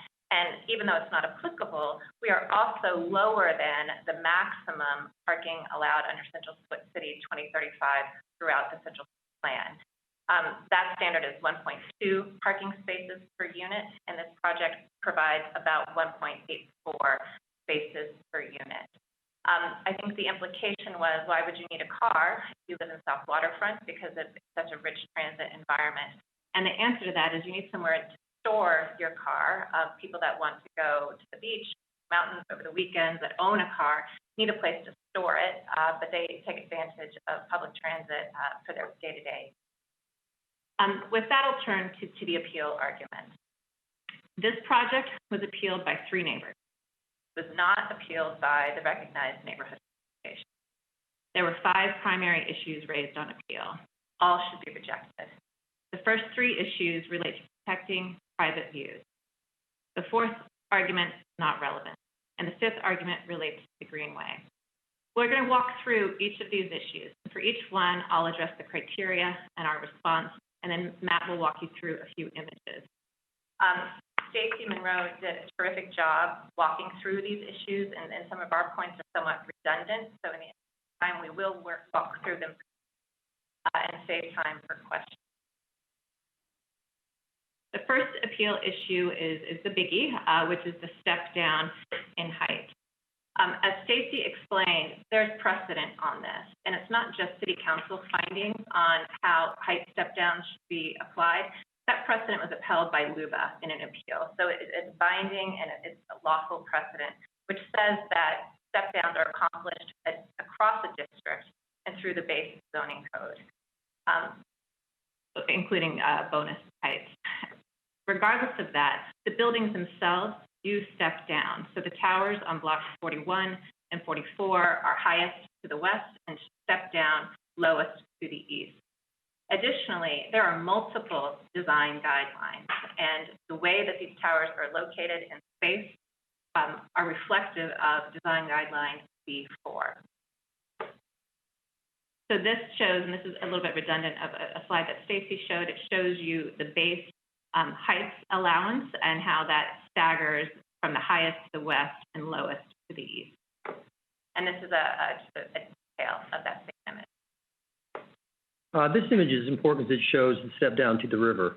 As you can see, the towers step down to a lower portion here. One thing that's important on the erosion that we've worked with through the commission and made changes, this 4-story portion could be 75 feet high. So we did more erosion than that was required under the code. The same things here. This is 4 stories along the river that could be 75 feet. So, we feel like we responded eroding to the river as under the code. This slide here is really important too. I think it shows the context of the towers. So the towers themselves, we studied how to design the whole 4 blocks, and having the towers on the river seems to fit the context of the neighborhood the best. You can see this is block 41. Block 42 is here. Putting a tower on this block would really crowd the Ardea. It would be inappropriate. It seems like it's inconsistent with the neighborhood. You can see the distances between the towers. As you can see, one thing about the Osprey being a mid-rise project provides is a benefit. There's a tremendous distance between the towers, ours and the tower to the north. And that's more than twice the distance between the Atwater and its adjacent towers. So we think that the tower placement is contextual to the neighborhood, and we think that's the right place to be. We think it would be out of character with the neighborhood if we placed them on these mid-rise, these 42 and 45, these blocks. The second appeal issue relates to setbacks from the Greenway. We meet the required setback. There is no requirement for a setback from the setback. There are only public areas within the Greenway. I think it's interesting that the appellant acknowledges in some of their written materials that the Osprey is located closer to the Greenway than this project. But apparently that's okay because the Osprey isn't tall enough to block their views, which just demonstrates how this is really about view protection. It's not about the Greenway experience. But the experience from the Greenway is important. Oftentimes measurements are taken from the top of bank, but we're going to show you a slide that we like to call sort of the experiential Greenway, which means how do these towers feel for people that are actually enjoying the Greenway? So from the bicycle or pedestrian trails, and how each of the towers in the area are set back experientially from that location. So first, let's show some images of the Osprey. This is existing condition on the trail. You can see this is the Greenway Trail and how close it is to the Osprey, the 6-story building.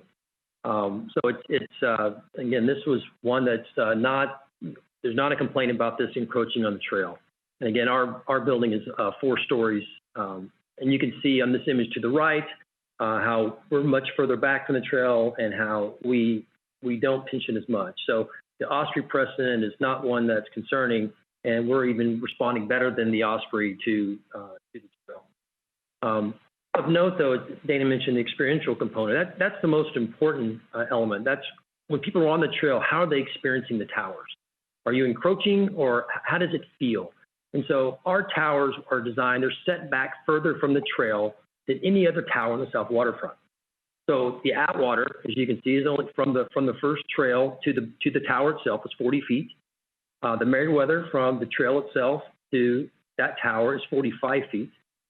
On Block 41, our tower doesn't start until over twice as far back of either of those towers. So experientially from the trail, our tower's set further back. And the same with Block 44. It's at least 20 feet, 15 to 20 feet more set back from the trail than the pre-existing conditions. So we feel like as the people are experiencing the trail, we're surpassing the current precedents in the neighborhood. Also, it's important to note that there's no private space within the Greenway. That seems to be implied or stated elsewhere. That's not accurate. The only thing that's in the Greenway is public space. So as we talked about the public plaza, we have at the end of Abernathy, and then we have the public plaza for the makerspace at the southeast corner of the site. There's no private space that's taking any part of the Greenway. This is just another picture of that makerspace plaza, which we're really excited about. The third appeal issue relates to whether or not the towers are sculpted enough in protecting private views. The city has consistently interpreted the design guidelines so that views from private residences are not protected. Instead, it's scenic corridors or views from public spaces such as the right-of-way. The massing is also addressed by the code's dimensional standards. The code is structured so that the north-south perspective is narrow, and we are less than that dimensional standard. The east-west length can be extended, and we are less than the maximum there. The Design Commission's role is to then sculpt within those dimensional standards, which is what happened here when you see the different step downs and glazing and how those massings are treated. So I think it's incorrect to say that the Design Commission doesn't have any discretion to work within those guidelines. These buildings are consistent with precedent within the district. There's similar profiles, the grounded towers on Southwest River Parkway, and the tower placement is all consistent and complementary with development in the district. And yet we go above and beyond by also meeting the design guideline that says that the design vocabulary of the neighborhood should be added to, and that's what we've done with the L-shaped building on Block 44. Those are just some images of what's in the South Waterfront. Not everything is an elliptical tower. Those are beautiful buildings, but that is not what the South Waterfront is. It's more diverse than that. As you can see, there's plenty of precedents for block-linked towers. You got one here, you've got one over here, you've got one here, and you've got one here. Those are existing buildings. So that precedent does exist. We're not at the full length of our blocks on either of our projects. Our tower, also particularly Block 41, is a slender slab tower. It's thinner than any of the other buildings in the South Waterfront. And as Dana said, the L-shaped building adds another unique architectural character to the neighborhood. So we feel like we're completely within the character of the neighborhood, and that's really important for us to be in character with the neighborhood. We're making we want to be good, a good addition to the South Waterfront, and that's what our focus is. Addressing the point of the towers need to be set back from River Parkway. Again, in our study, that's not what the South Waterfront is. The South Waterfront, every tower in the South Waterfront, except for one, the Atwater, has a tower that grounds to the street. That is a distinct characteristic of the neighborhood. Every single tower grounds to the street. So the appropriate contextual design in our mind and in the Design Commission's minds was to have our towers ground to the street. And that, for us, that would be on River Parkway. So this, you can look in this bottom right, this is looking down River Parkway, and you can see— That's 17 minutes.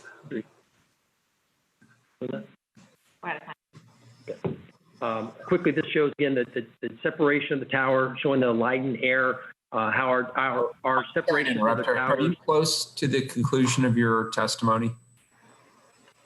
Yes. Yes. Okay, if you could wrap it up pretty quickly. Okay. We'll skip this one is the transportation and it's irrelevant and not applicable.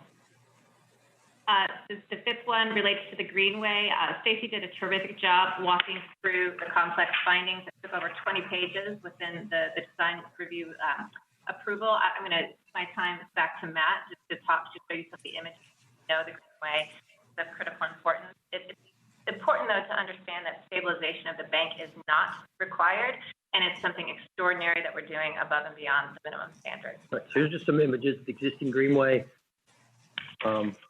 broken down wood structures and rubble, and we're going to create something beautiful. We think it's very inviting, and what we're doing is matching what was built to the north.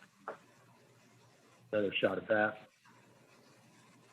And then just in conclusion, the public process has been extensive. There's incredible public benefits. I don't think we mentioned it, but we believe this is the largest project to implement inclusionary housing. We're very proud of that. We're supported by community-focused organizations such as OHU, REACH, Oregon Smart Growth, Portland Alliance, and neighbors like the Old Spaghetti Factory and the management of the Ardea. We request that you reject this appeal as an attempt to preserve private views for upper floor condo owners at the expense of significant public benefits by stopping or just delaying the project. Please defer to the Design Commission's expertise on design issues and uphold this. Very good. Commissioner Fritz.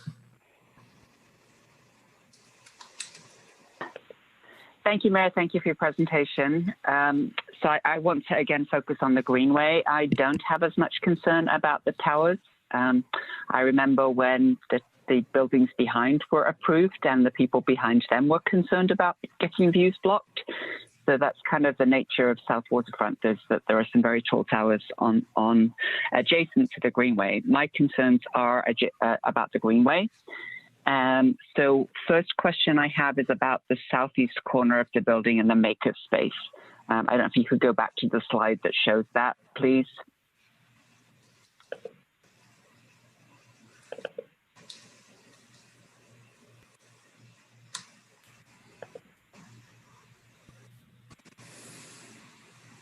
We're getting there. Thank you. Yeah, I appreciate it. I wouldn't be able to get there at all, so don't worry about it. And by we, I mean Matt. Yeah, I'm doing my best here. All right. There we go. Getting there. Okay.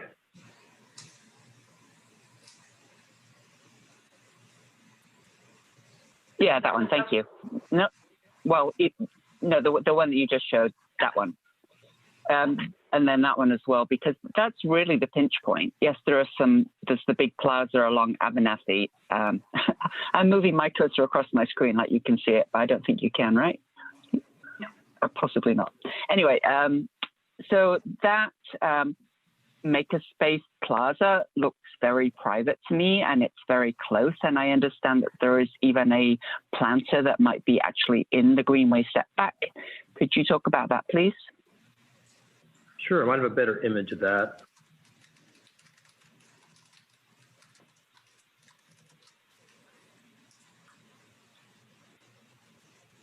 Right here, this plaza is actually extended to go into the Greenway based on Design Commission's guidance. We've opened it steps down to this public pedestrian promenade next to the makerspace. This makerspace is not meant to be for our residents. It's meant to be open to be rented and used by people in the public. So this is public space here, and as is this along the glass along here. So this is all non-residential, resident use, and so that's how the plaza is supposed to be activated for the public. And I think one distinction that's important to make is it's different than, for example, outdoor seating for a restaurant, where you need to be a customer of the restaurant in order to enjoy that seating. That kind of exclusivity is not happening here. It's just a different type of plaza. What's to stop the makerspace being a restaurant that would then privatize it? I believe the conditions of approval relate to the makerspace and activating the ground floor, and so that would limit the ability to convert it in the future to a different use. Yeah, there's active use requirement for that space, that corner, and we thought. Well, I would say that isn't a restaurant an active use? Yeah, but we didn't think a restaurant would be feasible there. We had big concerns about that. We thought a space that would succeed and would be something pretty unique on the Greenway would be having this maker space. So we wrestled with that a lot, and we just thought that was a creative use for that space that would be valued. There's in my place that I used to go in Cabo, there's a similar setup to this, and it does feel very private related to the shops, that if you're not going to the shops, you can't go sit there. I'm also concerned about the planter, that if the seating extends into the Greenway, the planter looks like the raised planter does it too. Again, creating more of the feeling that the building is the private development is getting closer to the Greenway. But you've answered my questions. Thank you. Why are you not removing the concrete pier? You're having to remove the wooden pier, but why are you not removing the concrete one? That's a very hard surface that's not at all conducive to river life. We've studied that extensively. If we make any modifications to it, it requires seismic upgrades, which we've studied, and to do the seismic upgrades because of the condition of the site, the pilings have to drill down into the river, and then we need which is about 150 feet, and then there's a tieback you have to do to a structural component, which is about 150 feet away, and it's something. I'm beyond. Sorry, that wasn't my question. I appreciate that that's what the appellant addressed in terms of active use of it, but what the Urban Green Spaces Institute asked for in the testimony was to have it removed so that it could be riparian habitat instead, and I'm wondering why you're not doing that.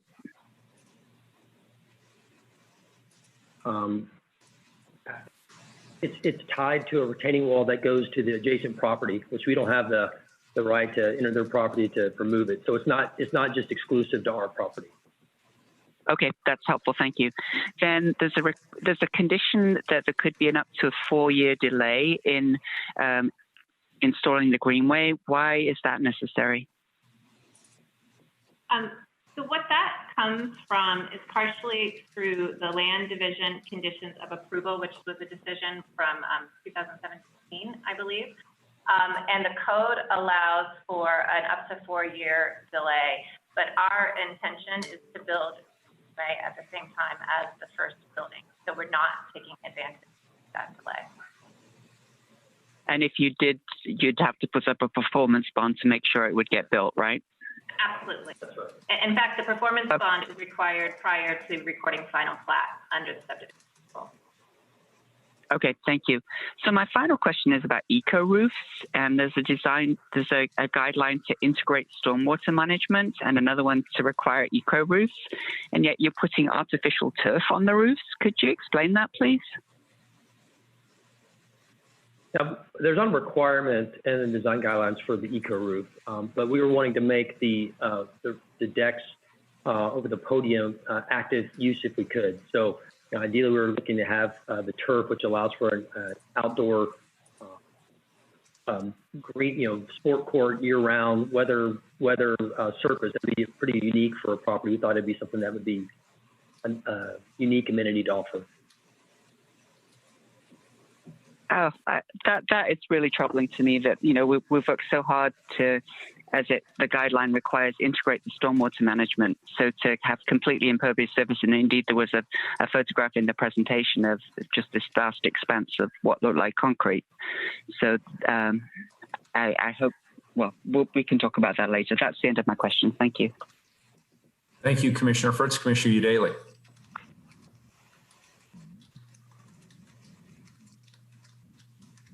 Thank you, Mayor. Well, Commissioner Fritz did address my question about green roofs, and I just realized the reason they're not being required is that this was, I guess, permitted before the comprehensive CC 2035. Could maybe staff confirm that? That's right. correct. This project is Go ahead, Dana. Oh, I'm sorry. Yeah, I was just going to say this project was submitted under a code that did not require the eco roof. All right. Well, I share Commissioner Fritz's disappointment in how the roofs are being handled. We know that green roofs are a best practice, and that storm water management is certainly an issue as well. But that apparently cannot be a factor in our decision. And I'm assuming the same applies to bird safe glazing. That was another requirement made. Okay. Can you talk about the lack of human access to the river and the assertion by the appellant that your plans kind of further separate the public from the river?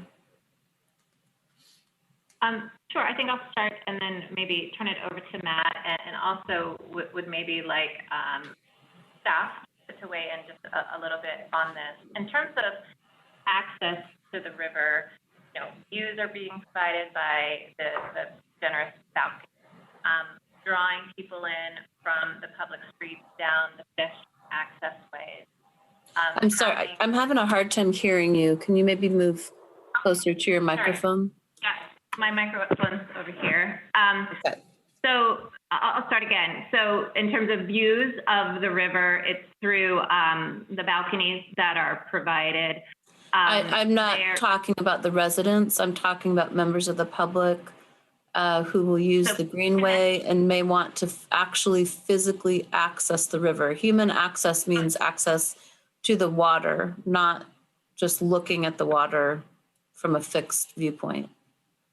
Sure. So you mean basically why there's not a boat launch or a beach or, actually a dock or anything like that. Okay. Sure. So the reason is that's not an applicable approval criterion. And this is, I think, where I'm going to want maybe some assistance from staff. But as Stacy pointed out, sort of the different sort of tiers of guidelines that a project can meet, the ones that are applicable to this project do not require that kind of touching, if you will, of the river. That is an optional path that one can pursue. And we didn't on this. Instead, we focused on other ways to enhance the river experience, such as the bank utilization and all of the other amenities within Greenway. Great. And I mean, just so you know, sometimes we ask questions just to give you a chance to clarify some of the issues that are raised. I'm not suggesting that would have been a criteria for approval. I think my last questions are probably best for staff. Just a quick clarification. The project itself is building parking spaces that are well below the maximum. They're just asking for a modification to allow 2 parking spaces to be stacked without an attendant. Correct. So we're not saying you guys get to build more parking. We're just saying you get this amendment, and that, I guess that's for residents that have 2 cars. Okay. Correct. And then in staff's opinion, the reduction from the long-term bike parking spaces from 2 feet to 18 inches, which seems incredibly narrow to me. Is that still going to be functional bike parking? It is. And in fact, a new bike parking code was adopted in March 1st of 2020. And I believe that codified that reduction that was so typical of a modification. And I believe it was reduced down to 17 inches. So the reason why this modification is needed is it's being subject to a different code where the requirement was different. Right. I mean, it's too bad that the project can take advantage of some changes that have been made since the application was permitted, but aren't subject to other vital things like green roofs and bird glazing. And then think the other thing that caught my eye was erosion. Is that being adequately addressed? Can you clarify who your question is for? Oh, I think just for staff. Yeah. Yes, as we stated in our presentation, or my presentation, the Design Commission did work with the applicant to get the building to undulate along the greenway and focus it at Abernethy to set back, as well as on the 4-story podium. There were efforts to lower some, or take off the upper units and start to vertically step it back. So staff and the Design Commission felt that the guidelines were met. Okay, great. I just, it's a giant info dump. These land use hearings always are. And so sometimes I have to ask questions that have already been answered to make sure that I've got all my information straight. Okay, thank you. That concludes my. Thank you, Commissioner Hardesty. All right, thank you, Mayor, and thank you so much for the presentation. I guess my question is for Stacy. We've had an experience where we had lots of glass buildings that actually we found were safety hazards, especially for birds. This project appears to have a lot of glass. And so I am concerned that that project was built under this current the previous regulations, right? And we've actually changed that moving forward in a 2035 plan. Correct. But we're going to allow somebody to build a property that actually has that much glass, knowing what we already know about what happens when birds encounter these huge glass environments. Why would we approve a project that actually we already know will have problems as soon as it is built and ready to be occupied? So I think one of the things to note is the bird safe glazing requirements that are in effect currently, which this project is not subject to, apply to the lower 60 feet of buildings.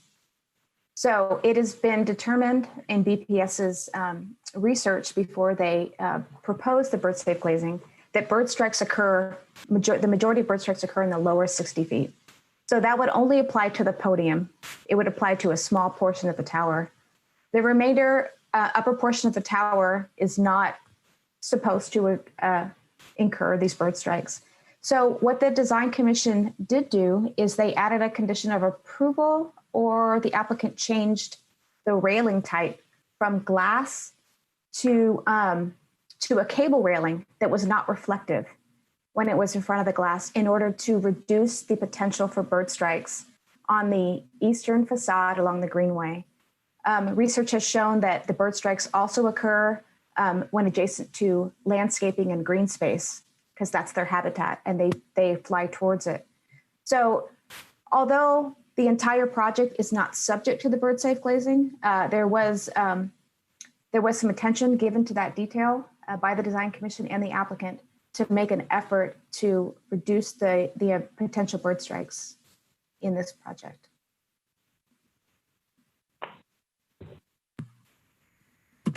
Oh, you're on mute. Like I muted myself. The liability that if it ends up being an area that birds just love to come and crash into, how does that get corrected? Because I think it was a mess, a hot mess the last time we had this experience. Well, I don't have a solid answer for you, but I would say that there are after installation approaches, like applying a decal to the back of the glass or the front of the glass, that some projects have used in lieu of actually doing etched glass with the pattern. So some kind of film could be applied if it becomes evident that there were a lot of bird strikes. But I would say that the city doesn't have a mechanism to enforce that.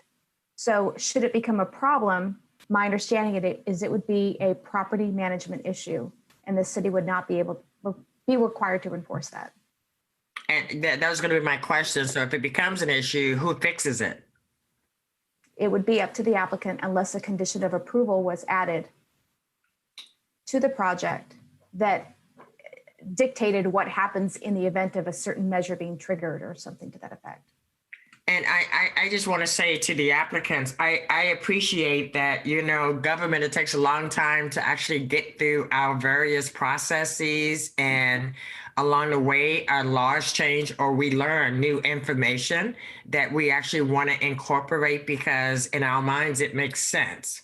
And I understand that you have been operating very effectively, utilizing the old system that we had in place. But having said that, we are in a new environment today than we were in when you started going through this process.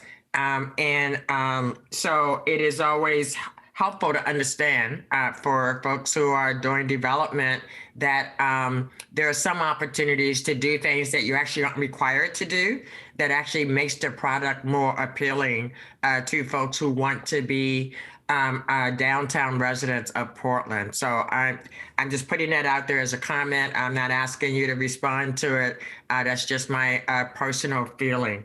I do want to go back to the parking because maybe Stacy, I will go to first. Is it normal in our new environment, what we know now about our climate mitigation efforts, to be building properties where we give some people 2 car spots, and I don't know how many bicycle spots they get along with their car spots? I thought that was absolutely counter to the direction that we're moving. So why would we approve a project that actually provides the kind of infrastructure that we as a community have decided we don't want a lot of, or we want it very much scaled down? I appreciate that they didn't build as many as they could, or they're not recommending that they're going to build as many as they could, but that does nothing to address my concerns about we have actually put severe limits in other parts of the city. And in the area with the most transportation, we're being asked to approve a project where some privileged people will have the opportunity to have a couple of parking spots, and we are building whole buildings with no parking at all. And so I'm having a hard time as a commissioner really embracing those 2 drastically, radically different concepts. Matt, you look like you want to respond to. No, I understand your comment. I'd say from our analysis, there's a certain amount of parking that we think we need to, adequately serve the building, and then also our effort to respond to comments in the neighborhood. And so, those kind of 2 factors together kind of led us to where we are on the parking. We do think there's people may not always use their cars, but they are going to store them. And we are parked. I think block 41 is 0.84 per unit. So we don't have a parking spot for every unit. So we are parked below that level. But we're what we think the market's asking or demanding, and then what the neighborhood's asking for. We're trying to make those work together. I appreciate that, and again, I'm asking questions both for my own understanding as well as we move forward. We don't luckily have too many land use appeal hearings here at the city council, but when we do, it's a great opportunity for us to educate ourselves as well as the general public on the decisions that we're making, because I know Portlanders that are listening to this council meeting today will be pretty appalled to learn that there's a segment of people potentially that will have the opportunity, and of course, who knows how much they'll have to pay for those privilege of having 2 parking spaces versus 1 or none. But I do think the public has a vested interest, because again, we're in a climate crisis, and our goal is to get people out of automobiles, not to give them storage space so that they can store their 2 automobiles while they do whatever else they do. So it's not directed at you. It's directed at what we say our values are as the city of Portland, and whether or not we are allowing people to skirt under because either the rule wasn't in place at that time, or we didn't understand the significance of the climate mitigation that we must undertake as we address climate change in our community. And right now I'm about to put a mask on in my house because my house is filling up with smoke and I'm nowhere close to where a fire is taking place. So it just reinforces that if we're not acting now to understand the climate devastation that we're about to experience, then we're all going to suffer from it. So just my little editorial. I did have one other question, and I am also concerned that from your beautiful greenway spots that there is no access for people who want to just go down and walk on the water. How do you get to the water from this fabulous development that's being proposed? What do? You jump over the the barriers? I mean, how do you actually get to the water? There's an access to the water further north on the Greenway. So there's one place where people could actually access the water from this huge development? To the further north. Right now, that's what serves the neighborhood, the ramp in the far north. So there's one ramp far north. Could we put your picture back up so you can show me? Is it in your picture so I could actually see? It's not in the picture because it's not on our property. It's the Greenway to the north. You know, your property will have no access to the water, is what you're saying. Well, they do have access through that. We have a property, the Ella, which we own in the South Waterfront, which is right across the street from what we're doing here. You know, that's not my question, Matt. My question is about what we're talking about today, right? We're talking about the property that you want to build, not the one that you built before. No, my only comment in that regard is that the access to the water at that community is very attractive still. People have kayaks they take down, and it works well. So we think that access point in the Northern Greenway serves well. And in terms of what this Greenway segment of this project, the Greenway standards, that's not a requirement. There are a lot of requirements. And I think that this Greenway, correct me if I'm wrong, is it a $18 million Greenway? And so at some point, there are things that can't be provided as part of the project. And so, you know, direct access to the river is not something that's part of this project or required. And what is the total number of units once this project is fully built out? 1,200. 1,200 units. And how many of those would be affordable? I heard 10% at 60. Any more affordable? And that's not affordable, let me just say, but just for the sake of this conversation, any more that you are tagging as affordable units? Right now, we're planning the 10% at 60. So 1,200 units, should that be 12 units? 120. Oh, I'm sorry. My math is off. 120 out of 1,200 units. Yeah. Okay. That's better. Thank you. Thank you. I guess that's all my questions at the moment. I appreciate I appreciate your responses. And again, I'm not trying to make you do something that's different than what the rules were when you started this process. But we can't ignore, especially with the fires that are happening right now, that we are in a climate emergency, and 700 plus parking spaces to me doesn't mean that we're actually acknowledging that we're in a climate emergency, especially when it becomes storage for people who have other opportunities to transport themselves around the city of Portland. So thank you very much. Thank you. Next up is Commissioner Ryan. And Carla, could you also check on why I'm not getting Commissioner Udaley's hand raised? She has her hand up. She's going to wait till after public testimony, but I'm not seeing her hand raised. Can we just check that function to make sure? Now I see it, Commissioner Udaley. Okay. Ryan's up next. Sure. Hello, everyone. Thank you for that great presentation, and thank you, Mayor Wheeler, for acknowledging me. I would never have thought this would be the first time I'd open my mouth as a commissioner on a topic such as this. So picture I am that average Portlander that probably can't afford to live in this beautiful development. And I'm also your average Portlander that loves the Willamette River. And so all I'm going to do is make a couple comments. And Matt, since I'm looking at you and you seem to be the one that is defending these questions and comments, I'm glad you're on my screen right now. I would just concur with my bigger picture topic is public access. And I think Commissioner Fritz, I agreed with her questions about the makerspace. The optics, it looks private to me. And I tried to look at it many different ways when you had it up and it still felt private. And it made me think of even some restaurants along the way, whether it's in River Park or River, I can't, what's it called? The one that's further down by the Hawthorne Bridge. It just felt like a private restaurant to me. And even the pocket parks appeared more like a private space too. And then I probably am most troubled with what was just being discussed with Commissioner Hardesty, which is access. And also Commissioner Udaley brought this up, how to really access the water.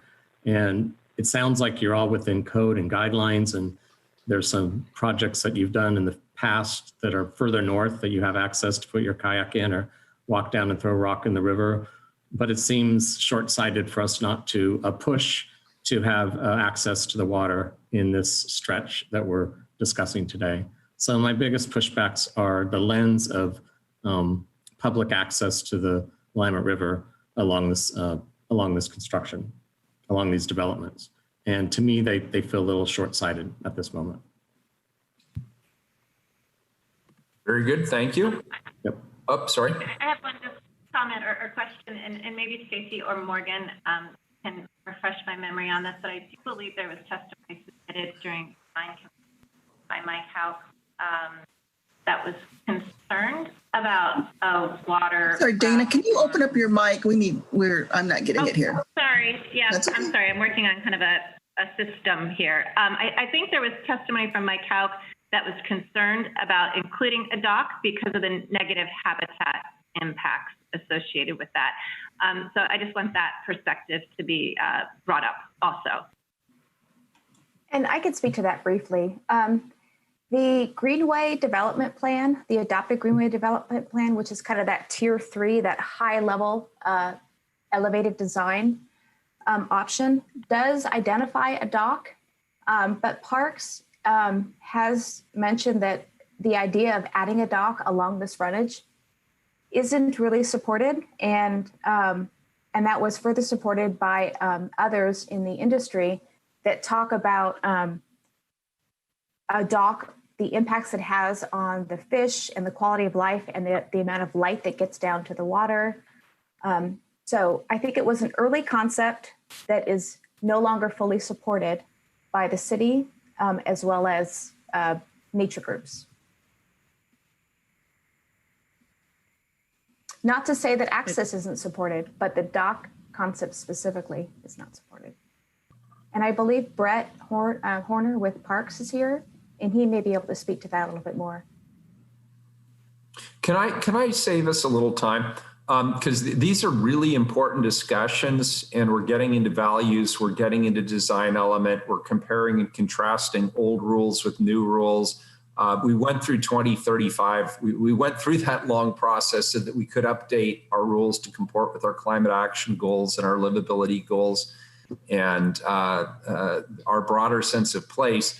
But what we're doing here today is narrowly a land use hearing, and it is focused on whether or not this proposal comports with the design and other guidelines that were required at the time that this permit was put into place. And so there are many, many things I would like to comment on here, but I'm not going to because they're not in dispute here today. And there are other times and other forums where we have that opportunity. So Lauren, I would really encourage you, help us keep focused on the matter before us today so we don't get too far afield, myself included. Commissioner Udaley had her hand up next, then Commissioner Fritz. Matt, do you want to say something? I would just make one small comment. Commissioner Ryan's concerned about the makerspace. That making those places feel public is on us. I mean, we want the makerspace to feel public. It's not going to succeed if it's not. The pocket parks, they have to feel public. They have to grip people, pull them in, or they're not going to be successful. So that's our challenge, and that's what we're focused on. So we see that, and that's what we are doing on our side. That's important to us. I just want to say that. Thank you, Matt. Commissioner Udaley, then Commissioner Fritz.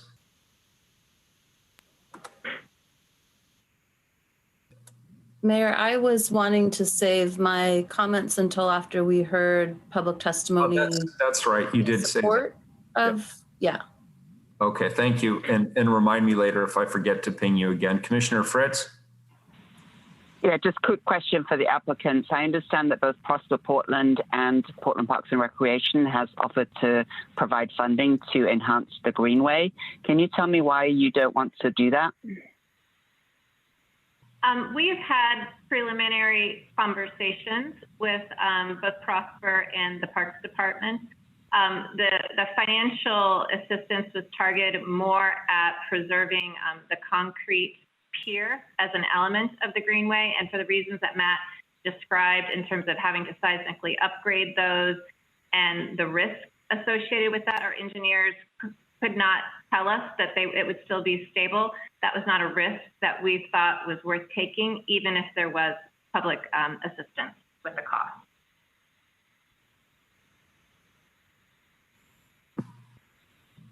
Very good. And I see, Stacy, do you have your hand raised for something else?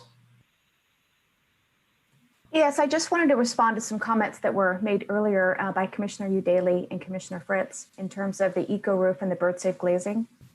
So they're not subject, the project is not subject to them from a code perspective, but there are design guidelines that talk about, as you mentioned, integrated stormwater facilities, and integrating nature into the project. So if it were something that was desired by council, they could be required for the project in order to meet guidelines, not necessarily to meet the code because they're not subject to that code. So I just wanted to put that out there while we're still in the public discussion period of this project. Thank you very much. Commissioner Ryan, did you have another comment or question?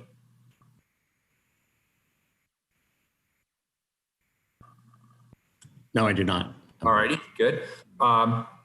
Great. So I think that completes this portion. Now we'll go to the opponents of the appeal who have 3 minutes each as well. And Carla, if you could go ahead and, I think there's only one individual, was that correct? That's what I show, Mayor. Yes, Pam Leeper. Oh, wait, I'm sorry. Can you wait for one moment? We have to wait for Commissioner Fritz to rejoin us. Her call dropped. She'll be with us in just a second. She asked if I'd pause till she can reconnect. You want to read the name again, Carla? Sorry.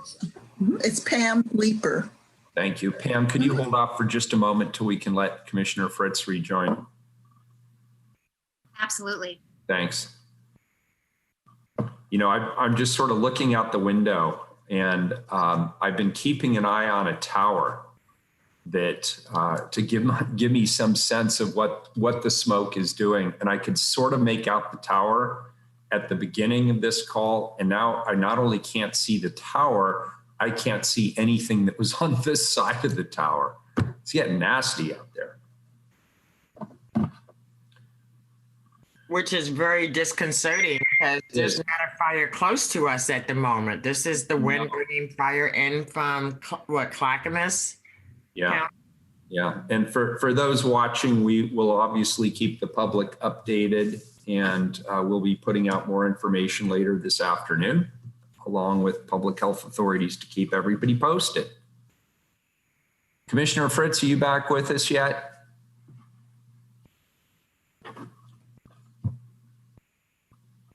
Maybe if I just call her.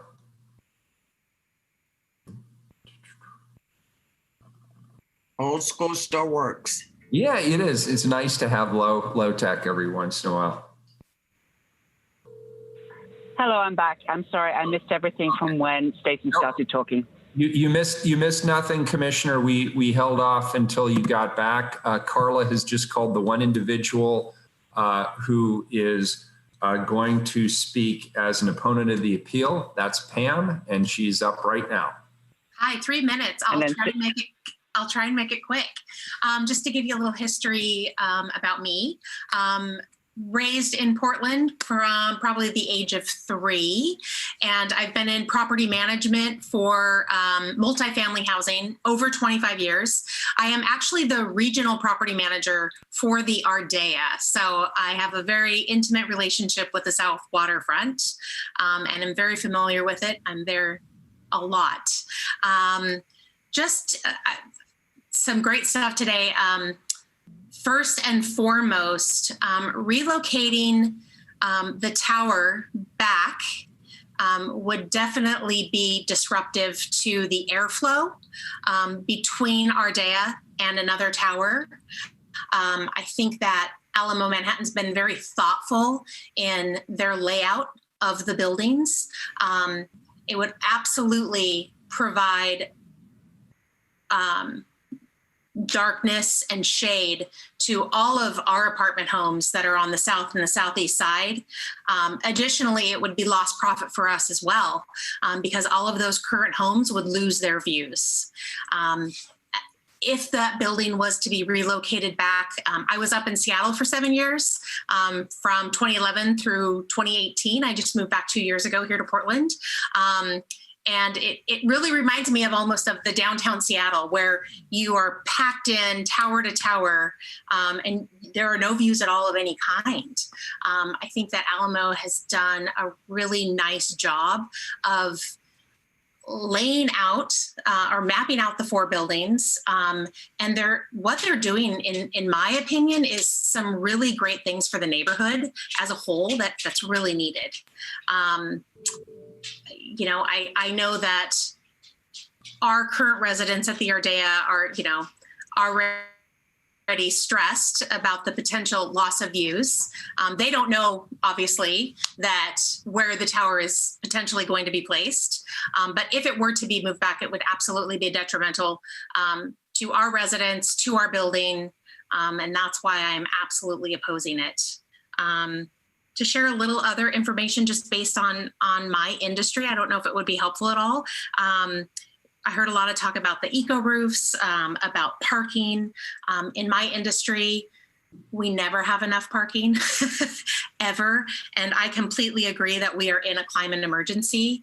But one thing to keep in mind too, is there's going to be a lot of commercial and retail space in these buildings. And I'm not sure of the specifics, but there is a possibility that, possibly a portion of these parking spaces are going to be used for retailers, which would then keep cars off the street as well.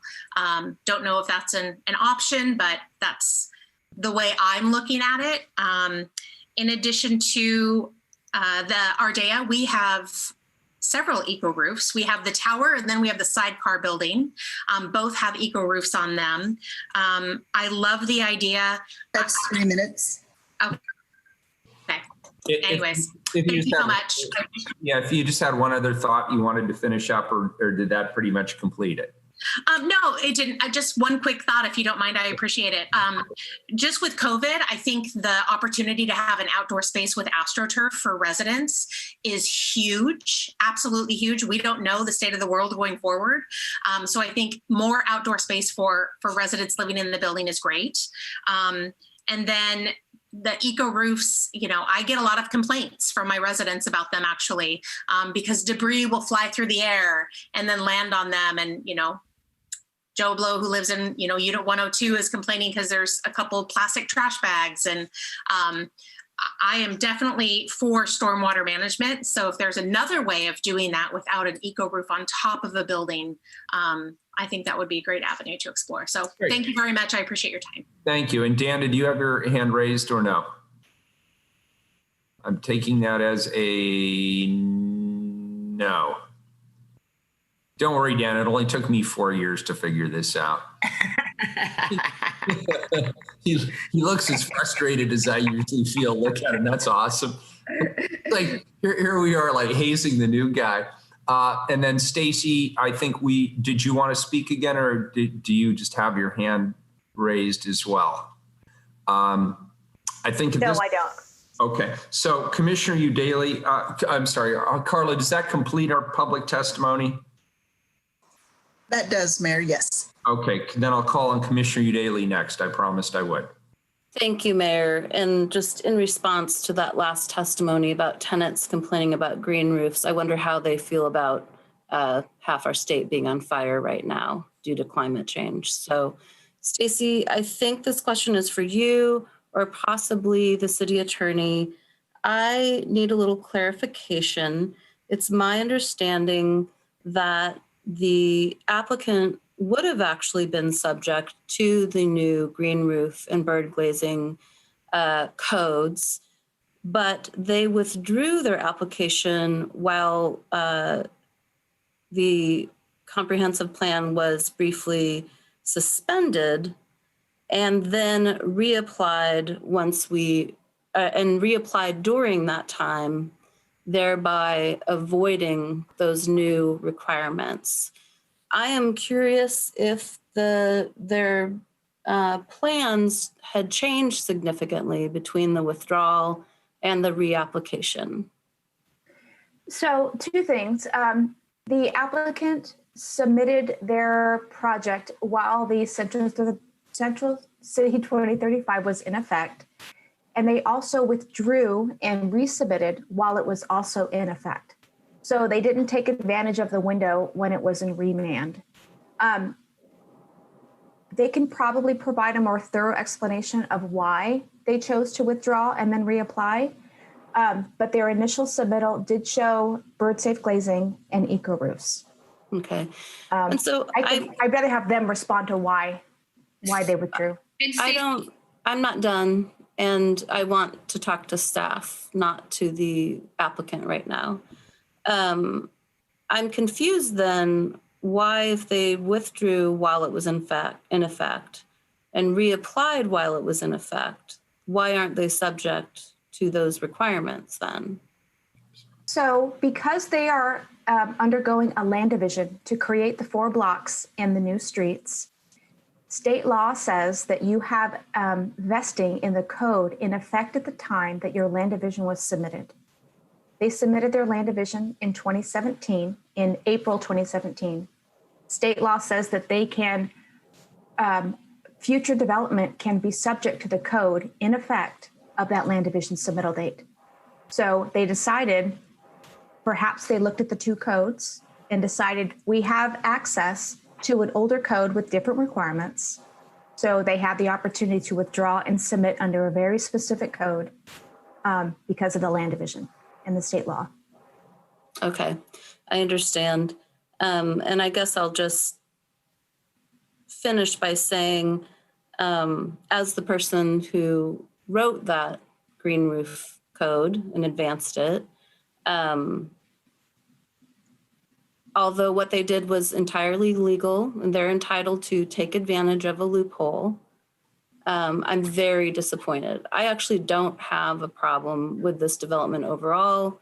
I'm not finding enough supporting evidence to really agree with any of the items that are being appealed, but this makes me very unhappy. This is not the kind of stewardship that we need of our environment in this moment. And I am very interested in the possibility of requiring integration of stormwater treatment and nature under design guidelines, as you said that we would be able to. Thank you. Very good. All right. Thank you, Commissioner. And I cannot turn this other phone off. There we go. So now we get to... We have an opportunity to respond. Mayor, I have a question. Oh, I'm sorry. Commissioner Fritz first, and then who is that asking me for something? Oh, sorry. This is the applicant's attorney just wanting to provide the explanation related to the city's hold harmless agreement for why we filed under the old code to okay, well, round out. Let me do this. Let me get to Commissioner Fritz, and then Lauren, do you see any objection to my letting the attorney speak on this issue? If you also allow the appellants to have an opportunity to respond as well. I have no problem with that. I'd rather have full disclosure, so we'll make that stipulation. First, let's hear from Commissioner Fritz. Thank you. I have a question for Stacy. Are we approving the land division with this application? No, you are not. The land division is I believe it's a type 2 land division. So it's a staff level approval. Land divisions are two-step processes. The preliminary approval has already occurred by staff, and the final plat is currently in process and will be approved eventually by staff, should all the criteria be met. So even though that's almost done, it still is the binding rules in effect? Correct.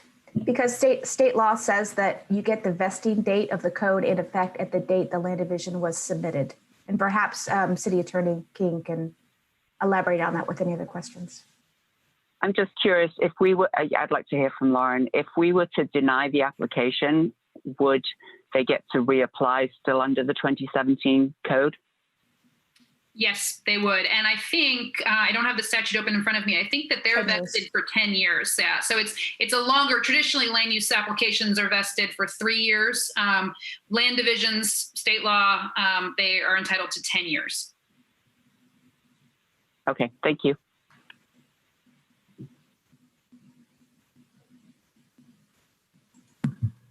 Okay, so so Lauren, you say it is appropriate at this point then if we hear from both legal counsels on that one issue, is that correct? That was a yes, I saw you mouth it. Okay, first we'll hear from the one side, then the other if they choose to speak. Please be brief because we're way over. Thank you, Mr. Mayor. So this is Dana Kraftek on behalf of the applicant. On the question of why we chose which code we did, Alamo Manhattan closed on the property in February of 2020. As we neared closing, our investors and lenders were very, very nervous about the status of Central City 2035 because it had already been remanded by LUBA and was on appeal at the Court of Appeals. And at the time, the city was requiring, before you could get a building permit, to sign a hold harmless agreement. And I'm quoting from it. It says, under state law, an effective but unacknowledged provision of new policies and regulations ultimately fails to gain acknowledgement. Improvements built pursuant to permits approved based on the new policies and regulations may have to be modified or removed. The financial backers of this project couldn't tolerate having to sign something that said they would remove the building if ultimately Central City 2035 was remanded. So we took the safer path, which was to withdraw the application and file under the acknowledged 2017 code. And that's all. All right, good. And then did the other legal counsel want to comment or no? Carrie, did you want to say? No, I can just handle it all in my rebuttal. Thank you. Okay, thank you. Speaking of which, okay, does anybody else need to speak right now, this minute, before we get to the rebuttal by the appellant? Good. Go for it. Thank you. Mayor and Commissioners, thank you for taking the time. I really appreciate your commitment to digging deep on this project and taking this issue seriously. I'm going to go through, there's a bunch of stuff. I'm just going to go through rapid fire. And if you want to follow up, please do and get greater clarification because I've just got a list. The first issue I want to talk about is the use of a bar tower. And the applicant said that there is evidence of bar towers in the district and showed a slide that showed them. I want to point out that all of the bar towers they identified are non-residential.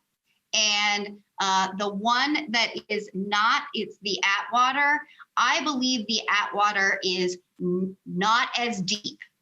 And I would suggest that perhaps this idea of setbacks, if that is something that resonates with the council and certainly has precedence, let's set the tower back further. Let's set the tower back further because you get more greenway, you get more public space, you get more sky. And whether or not that is set back from the ground where the podium is, or whether or not it's a second step back at the 4th story or the 6th story, it would give more carve to the building, it would give more light and air to the building, and it would give more it would give the greenway more space. Second point I want to make has to do with erosion of the development back. I believe Mr. Lang testified that the precedent is for 150 feet. I think this applicant showed 100 feet. Staff talked about how the additional open space is made up for at the end of Abernathy, the end of Lowell. I would like to point out that what Mr. Lang testified to is that setbacks work best when they're uniform, that the public feels the most comfortable when there's uniformity and and a routineness to it, not when it undulates in and out. And my feeling is that when you are walking on that walking path, that big patio, certainly the patio on the south corner will look like it's private. The plaza will look like it's private. It is connected by what the applicant calls a narrow pathway. It is narrow. It is not open and inviting and expansive and welcoming to a person on the walkway. The guidelines specifically talk about, guideline A12 talks about, quote, integration of active uses along the river. This includes the obligation to, quote, expand the public realm and enhance the experience for users. When you look at the guideline examples of the amenities that qualify, they are adjacent to the walkway. They spill onto the walkway. They are right there. They're not connected by a narrow pathway. One of the comments that you've heard is that actual physical access to the river is not required. And I want to read to you from guideline 5. It says, utilize riverbank stabilization strategies that enhance the river and riverbank ecosystems. Where appropriate, integrate public access to the water that is safe and supportive of adjacent riverbank areas. Provide clearly identified river access within appropriate locations, reducing riparian habitat intrusion. So perhaps there is not a dock, but perhaps there is a beachfront where a person can go stand, as Commissioner Ryan suggested, and throw a rock into the water, and the kids can watch the rocks bounce off the water. I mean, this is 1,200 units. This is families. Kids need to be able to get to the water. You don't live by the water if you're a kid if you can't go to it. And so I would suggest that access is available, it is necessary, and the guidelines do allow for it to be provided. The applicant showed images of pocket parks. And again, I want to point out those pocket parks did not look family friendly. They showed pictures of artistic water features and cafe tables, but there isn't places for kids to play. And that's what river access, physical river access with grass down to the water might provide. That's 5 minutes. Can I have just 40 more seconds? Yes. I want to point out. And then I have a question for our legal counsel. Thank you. Sorry. Go ahead, Lauren. Were you asking whether she can have an extra 40 seconds? No, I assume she can. I have a separate issue I need to raise with you in a minute.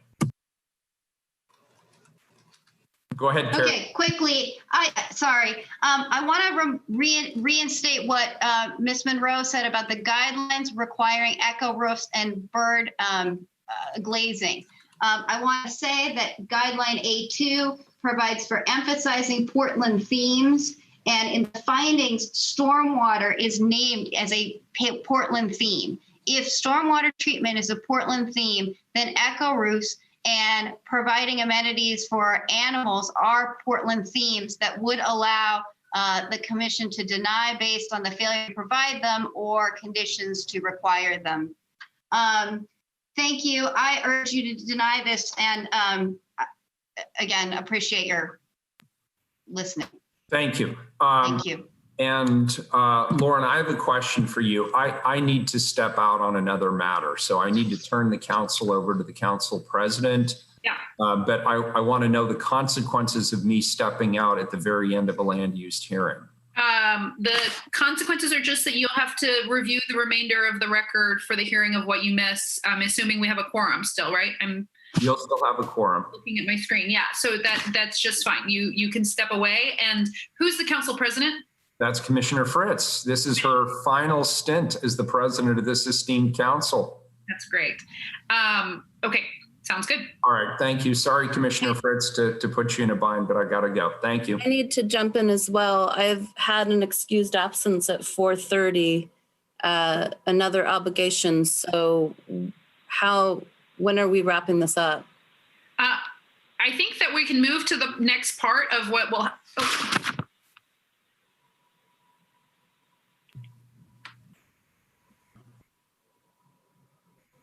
You were saying, can you? Sorry, my computer, I'm sorry, this is technology. My computer is linked to my phone and someone started calling and it shut the whole thing down. Okay, I apologize. So at this point, the next step is actually just to announce what's happening. Sorry. So wait a minute, wait. We haven't had council discussion yet. Right. And with the mayor gone, with Commissioner Daly leaving, I have actually multiple questions for staff and need to do some more research. So I'm wondering, what are our options for continuing this maybe for a week so that we can continue then with just council discussion? That's what I was going to suggest as an option. Thank you. Sorry. No, that's fine. And I just, the text is from someone else in our office, so I'm sure it's council related. It just keeps making my whole screen go away. So it's very distracting. But yes, we can, what council can do today, what I might suggest is that we close the record, leave the record open and announce a date and time when the record is open until, so that individuals that were not able to sign up for the Zoom hearing can still submit testimony. And that council then reconvene to have the council discussion. What may make the most sense is to leave the record open for new evidence and then a period for rebuttal to that evidence, and then have the council discussion once you have all that evidence. That would be my recommendation, and then make a tentative vote after that. And how are we on the 120-day clock? We are okay. I think that staff said we have until January. Is that right, Stacy?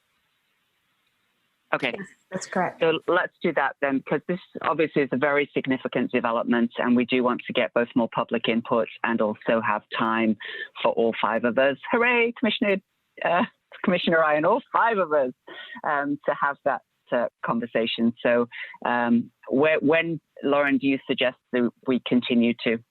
So I recommend that you leave the evidentiary record open for new evidence for 7 days until Thursday, September 17th at 5 p.m. Anyone wishing to submit written testimony or information can submit it to the council clerk within 7 days from today. After that, the record will remain open for 7 more days until 5 p.m. on Thursday, September 24th for submittal of rebuttal. Any rebuttal must be submitted to the council clerk by that time.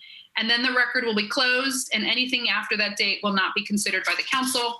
And I think Carla said we have October 1st at 4 o'clock as a date to reconvene, and then you will have any new evidence and rebuttal.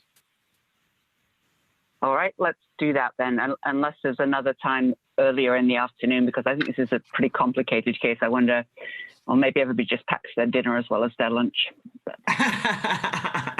Yeah, well, there won't be any testimony, so it'll be council discussion at the 4 o'clock hearing. So, yeah, so an hour might be enough, and if not, we can hold it over. Is that all right with everybody? I'm seeing nods. Yes. So, so ordered. We're going to continue. Going to do exactly what Lauren just said, and in the interest of time, I won't repeat it, but it'll be posted. Stacy will post it. Stacy, did you have something? I did. I wanted to clarify, you had requested, Commissioner Fritz, that you may have some additional questions for staff, and I'm wondering if we can get those questions ahead of time so we can do some research and be prepared? Yes, indeed. I'll be happy to submit my questions along with everybody else's. Thank you. Great, thank you. Really good discussion, everybody. Thank you for being here, and thank you for all of the work that's gone into this development. I'm hopeful we can get to something that Portland will be proud of. Thank you so much. So with that, oh, sorry, Commissioner. I just wanted to add my thanks as well, and just wanted to make sure that the applicant knows that the questions weren't meant to put the team on the hot seat, but merely for us to get clarification. And I also want to really appreciate the people who appealed, who made time and took time to be here for almost 3 hours today. This is a lot of a process. And so I just want to appreciate that folks have spent the time here and have been very open to our questions and comments. Thank you, Commissioner. I just wanted to add that. thank you very much. And I know that Commissioner Udaley has an excused absence now. My understanding, Commissioner Udaley, is that we're going to begin the next hearing and hear some comments, but that we won't be acting on it today. And so, because the next item is also really important. So if that's okay with you, that's what we'll do. And I'm sure you'll review the record. Thank you. Okay. Thank you, everybody who came to this one. Thank you and all. Carla, Thank you very much. Carla, please read the next item. Oh, I forgot there was another one. Item 706, authorize changes to establish safety net program, allowing the Director of Human Resources and Bureau Directors additional authority to enter into flexible safety net, temporary leave, safety net severance, and reduction of hours agreements during fiscal year 2020-21 and fiscal year 2021-22. Well, this is where Mayor Wheeler makes a profound statement, but since he's not here, I will turn it over to Kathy Bless, the Chief Human Resources Officer, to explain what's on the table. Thank you very much. So good afternoon, Commissioners. For the record, I am Kathy Bless, Director of Human Resources. I am here today to share information on item 706. The ordinance adopting new changes and enhancements to safety net programs previously used by the city during economic emergencies.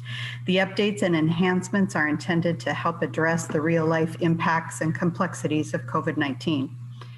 I think it is incredibly important to understand the intent behind each tool, confirm to you and to employees that this ordinance is a starting point, and to ensure there is a clear understanding of what this ordinance does and does not do, and what is really available to employees to help them navigate and balance their personal needs and the needs of the city as an employer. So let's first discuss what's already available to employees without this ordinance. The Families First Coronavirus Response Act, FFCRA, provides employees with up to 80 additional hours of paid sick leave to care for themselves or a family member's COVID-related illness. And also up to 12 weeks of partially paid expanded family and medical leave for employees who are caring for children whose school or place of care is closed due to the pandemic. Additionally, impacted employees have access to their deferred compensation retirement accounts under the CARES Act. While this should be a last resort, employees can take distributions of up to an aggregate amount of $100,000 for COVID-related financial impacts through December 31st. There are no tax penalties to the distribution, and with the support of qualified tax advice, employees could decide to spread the taxes on the distribution over a 3-year period of time. Internally, we also have implemented the COVID-19 Response Leave Sharing Program. This program allows employees to donate up to 104 hours of their sick leave and an unlimited number of vacation hours to other employees who are in a non-paid status. Depending on the circumstance, an employee who has exhausted other leaves is eligible for up to 240 hours of time or up to 600 hours of time for employees within the high-risk categories listed by the CDC or outlined within the completed letters of agreements with our labor partners. And lastly, bureaus already have authority to provide flexible work hours to non-represented employees with their current scheduled hours. With approval, schedules can be split and or staggered to accommodate midday breaks to support homeschooling. Employees also have expanded OFLA protections to help them balance their childcare needs due to COVID. And so what does this ordinance do and why? The first proposed change adds flexibility to allow bureaus and BHR and full-time employees to enter into part-time agreements while retaining healthcare benefits at the same level as their previous full-time status. This option is intended to support employees who may be unable to work their regularly scheduled hours because, as an example, they need to care for school-aged children at home and support student virtual learning. The second proposed change allows for extended unpaid leave with continued bureau paid contributions for healthcare coverage for up to 12 months. This option is intended to support employees who would benefit from stepping away from their position to provide care to others and take care of their personal health. This option maintains the employee's employment status while giving them the time necessary to take care of themselves and their families. While the third option, and while discussing any form of layoff is difficult, the intention of this third proposed change is to provide the authority for voluntary layoffs with healthcare benefits should the fiscal 21-22 budget require additional cuts. This option also provides employees who feel stepping away is the best option that works for their family can get all of their eligible accruals paid to them now and receive healthcare benefits for 3 months and recall rights after 9. This option may help avoid mandatory layoffs should the city be forced to make those decisions for next fiscal year. The fourth proposed change allows bureaus and the Bureau of Human Resources to offer an employee or groups of employees, whether at risk for layoff or not, a safety net severance plan. The plan authorizes a severance offering not to exceed $15,000 and allows the employees to make decisions to continue health care and or receive a cash payout. Employees offered or participating in this program will not have recall rights. The last proposed change authorizes bureaus and BHR to offer an employee voluntary additional furlough days, which provide greater flexibility for city employees who may want to manage periodic breaks. This option would also not impact an employee's healthcare contributions. For bureaus that are managing significant budget issues, these tools will also provide savings. It is expected that offerings may vary by bureau based on business operations and budget considerations. It is also important for council to recognize that this flexibility impacts the productivity of bureaus over the next fiscal year. Additionally, it is critical to protect the work-life balance and well-being of those employees who continue to work without flexibility. We do not want to pile more and greater expectations on those employees, which would also lead to retention issues, low morale, and burnout. We need to recognize that bureau work plans and completion timelines, even for priority work, may need to be adjusted.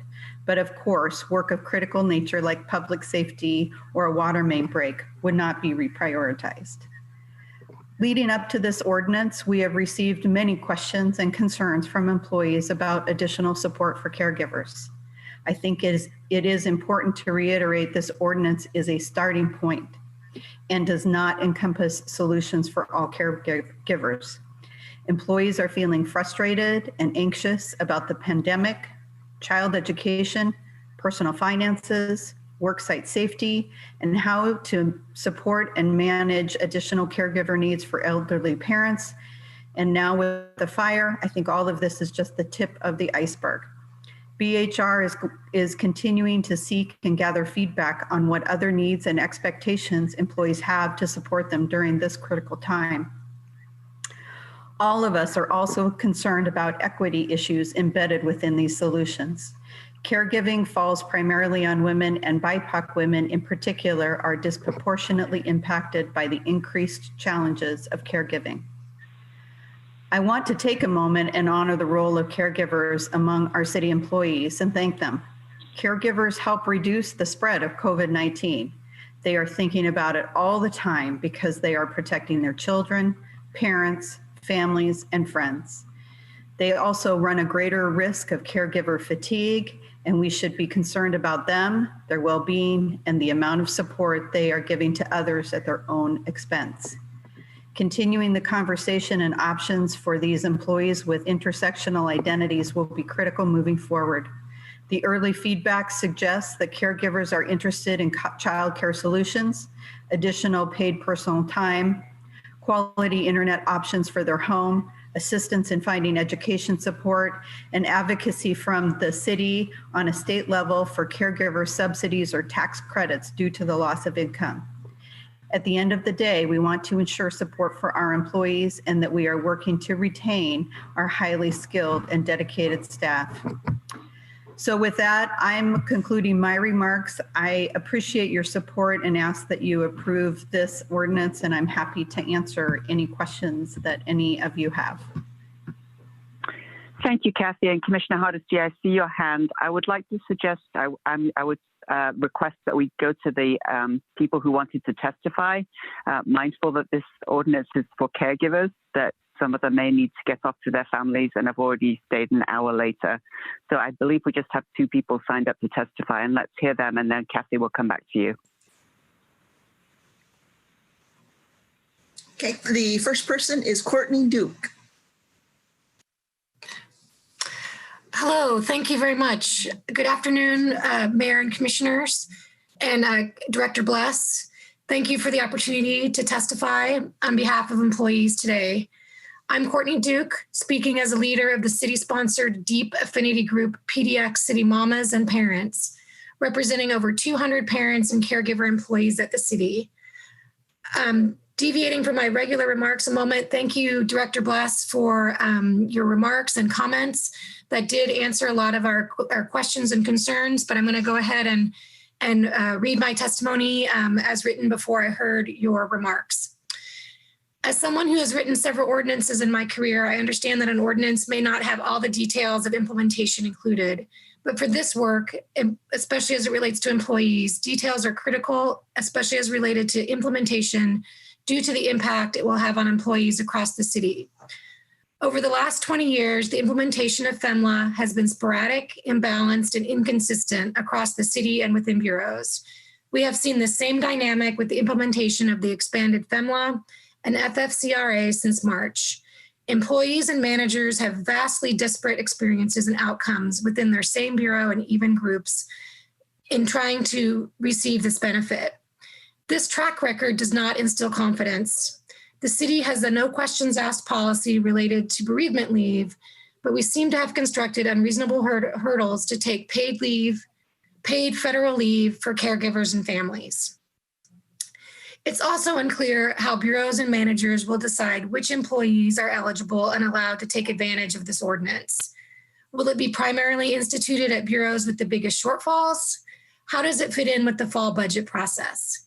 What are the criteria to say yes or no? What is the recourse for employees who are denied? Or the opposite, a manager sees this as an opportunity to save money, but this option is not a good fit for employees. BHR needs to develop a citywide mandate that all bureaus must consistently use to guide their decision-making. Also, it's unclear exactly what problem we're trying to solve with this ordinance. Is this a family and caregiver support ordinance as outlined in the citywide email from last week? Or is it a cost-saving measure as indicated by BHR communication and conversations with bureau directors? From an employee perspective, they are intertwined. Staff and managers across the city, as well as BHR, as Director Bless just mentioned, are working to create options for employees during this extraordinary time. Reduced schedules, condensed work weeks, and changes to deliverables. This initiative should be a component of a suite of options that are all rolled out together. The City Caregiver Survey should inform any ordinances that claim to assist families and caregivers. The survey is due today. At the same time, we're hearing about this ordinance. BES, PBOT, and other bureaus have already done caregiver surveys. How is this information from individual bureaus informing BHR actions and recommendations? We also have concerns about the implementation of the ordinance will create gender, age, and race inequities in our workforce, similar to what Director Bless just spoke about.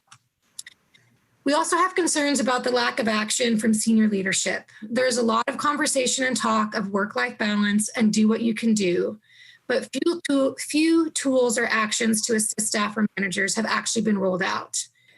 That's 3 minutes. Okay, I'm almost done, Carla, thanks. Mentioned before, this should be a part of several supports rolled out at the same time. These times call for new ideas. Modifying old language to address new issues is not enough. It is time for bold thinking and new language. I would recommend, and we, PDX City Mamas and DEEP, recommend that the council carry over the vote to next week after today's hearing and testimony. This would allow additional time and ability for review and modifications to the ordinance and/or to attach additional direction related to implementation. Thank you very much for your time. Thank you, Carla. Thank you, Courtney. Sure. And as you just heard, we are going to carry it over, basically to get it right. So I'm sure Kathy will respond to your questions and concerns, either in writing or in conversations in between times. But let's get the issues on the table, and then we can have another discussion another time. Thank you. Thank you very much. Next person, please. Is Kristen Anderson. Hi. I'm Kristen Anderson. I work in the Water Bureau. I speak today, however, not in my professional capacity, but as a city employee and a mother. First, Council, I would like to acknowledge the incredible challenges that you face at this time, and thank you for all your efforts to rise to these challenges. I'm here in support of authorizing changes to the safety net program. I think some employees with the most pressing caregiving needs will be able to use these measures, but this policy alone does not go far enough in supporting caregivers, particularly as other benefits run out and the pandemic continues. And I, like Courtney, I was glad to hear Director Bless speaking to some of this. I strongly believe that there are creative ways to meet this challenge. And I asked the city to develop a separate program that more comprehensively offers support while also achieving fiscal goals and optimizing work continuity. I asked that the city include 3 stated goals in a new program. The first, maintain diversity of the workforce. Caregiving duties, as has already been addressed, are very inequitably distributed. Policies that usher caregivers out the door would be losing the benefits of decades of work done to build diversity in the workforce. 2, save money without losing valuable employees. So widely offer schedule flexibility that maintains job security while saving the city money. And 3, I would ask you take the economic long view of what is best for the entire community and how that comes back around to benefit the city government. This requires applying value to the caregiving work that is providing social and economic benefits to the community. I submitted as written testimony a concept proposal for one idea that weaves these goals together. It's an opt-in part-time furlough with a caregiving financial benefit. And I think that that can be a starting place for thinking more broadly. This is a concept that I had previously submitted to Commissioner Fritz, who's the head of my bureau, as well as Kathy Bless, Tom Reinhardt, and my own bureau director, Gabe Solmer. And this has made some rounds through city employees and emails and so forth. So that's why I'm speaking here today, is because I put that idea out there. And I wanted to reiterate some of the fundamental points that I feel like are really important. So the last thing I want to say is just I really would like to impress upon council that the thoughtfulness and the bigger picture lens through which we approach this issue will strongly influence how well the city recovers from all of the impacts of the pandemic. There's so much integration with all of society and the benefits that we're all trying to keep going, right? And there's a lot of opportunity here, and there's vulnerability as well.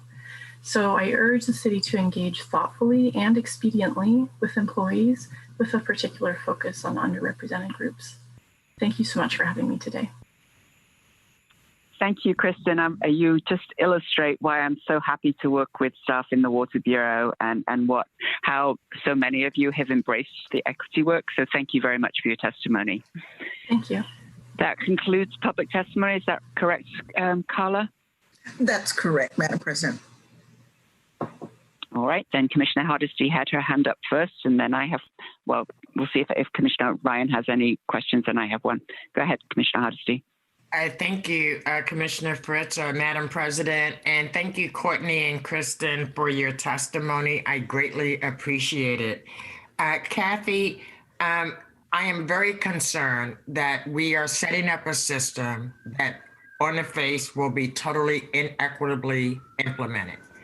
And I would like to know, since I am responsible for first responder bureaus that work 24 hours a day, I can tell you that as we implemented, say, the week for people to take off for grieving, it cannot be equitably implemented citywide when you have a few bureaus that have 24-hour-a-day responsibilities. And so I want to know, have you given any thought to how does this play out in a place like the Fire Bureau that is today predominantly men? So does that mean that only the women in the Fire Bureau, depending upon who their captain, who their leader is, would have access to this opportunity? It's a rhetorical question, and I don't expect you to answer that, Kathy, but my concern is we continue to roll out policies without thinking about how it impacts every single city employee. We were actually having big problems in our 911 call center when all of a sudden a whole bunch of people wanted to take bereavement leave. And we did not have a process whereby we could make sure that we were covered for what we needed to be covered when that particular benefit was rolled out. This also looks like the same kind of proposal. And I don't think we've given it enough thought. I don't think it's ready for prime time. I don't think it's ready for a vote. I think we have to give it much more thought. And what I've heard from Courtney and Kristen, and what I know from my bureaus, is that we tend to create policy around 40-hour employees, and then we want to squeeze in the 24-hour employees to fit how we've created that policy, and it never ever works. I understand the values that are behind the proposal, and I support the values, but unless we have some clear expectations about who qualifies and who doesn't, and how we're going to make sure that it's not a first come, first serve, or whether your director likes you more than they like me. So you get the opportunity to have that benefit. And so again, I understand the values behind it, but I am very concerned that this would be very inequitably implemented, and that the leadership would have no ability to have control over what is taking place. So I don't have any questions. That's just my humble opinion based on reading it and the testimony that you provided today. I think it needs much more work before the city council should even consider taking a vote on it. But that's my personal opinion. So thank you. Thank you. I know that we are, Kathy said at the beginning that we are going to do more work on it, and we wanted to have this hearing so that more people knew about the proposal, and that we can then designate staff people from each of our offices and potentially from each of our bureaus as well to work on it. Commissioner Ryan, did you have any comments? Thank you, Madam President. I just will make a comment that I really appreciate Director Bliss, what I just learned. I haven't done my homework yet. So in your packet that I haven't looked at yet, and I'm so glad we'll be able to move this to next week. And I appreciate the testimony I heard from the employees. Is there a budgetary impact on what you're proposing?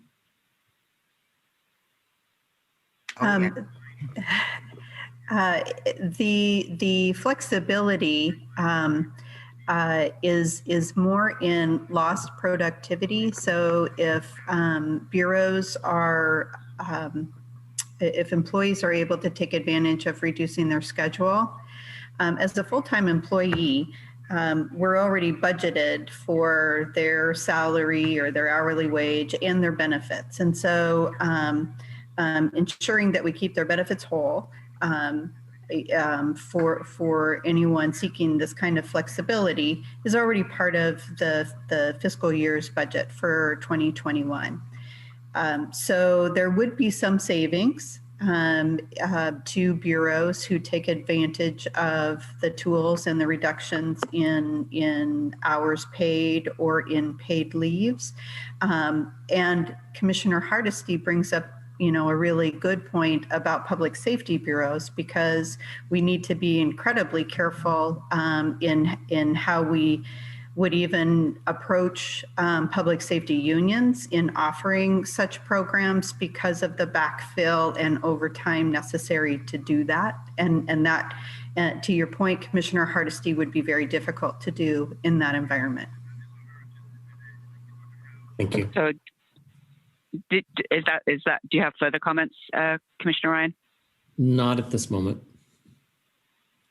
I think it's astonishing that you're as up to speed as you have, having been sworn in this morning and just won the election, 2 weeks or so ago. So thank you very much for participating and for being here. I'm just so glad. The thing that I wanted to put on the table, Kathy, I know if Eric Pacheco was not out on parental leave right now, he's our equity manager in the Water Bureau. He was the one who forwarded the concern with the furloughs, that lesser paid employees should not take any, and it should be graduated, that those who were kind of middling took 5 and then the higher paid employees got 10. I'm wondering if we could explore something like the catastrophic leave program, whereby people who can afford to donate can do so, because I'm concerned that the better paid employees may be able to take advantage of this. Those who have 2 incomes in the family might be able to, but if you're a single parent who perhaps is most in need of the program, you might not be able to financially swing it. So as you're continuing to have discussions, Kathy, if you could look at, could we do something similar to catastrophic leave, where people could donate their mandatory sick time and or vacation time to other employees so that they can be helped out. And I know, it's such an amazing group of people who work at the City of Portland. These concerns, have been voiced up through each of our bureaus. And I know that we can get to a really good policy working together. Kathy, how long do you think it should be before we reconvene on this issue? So I'd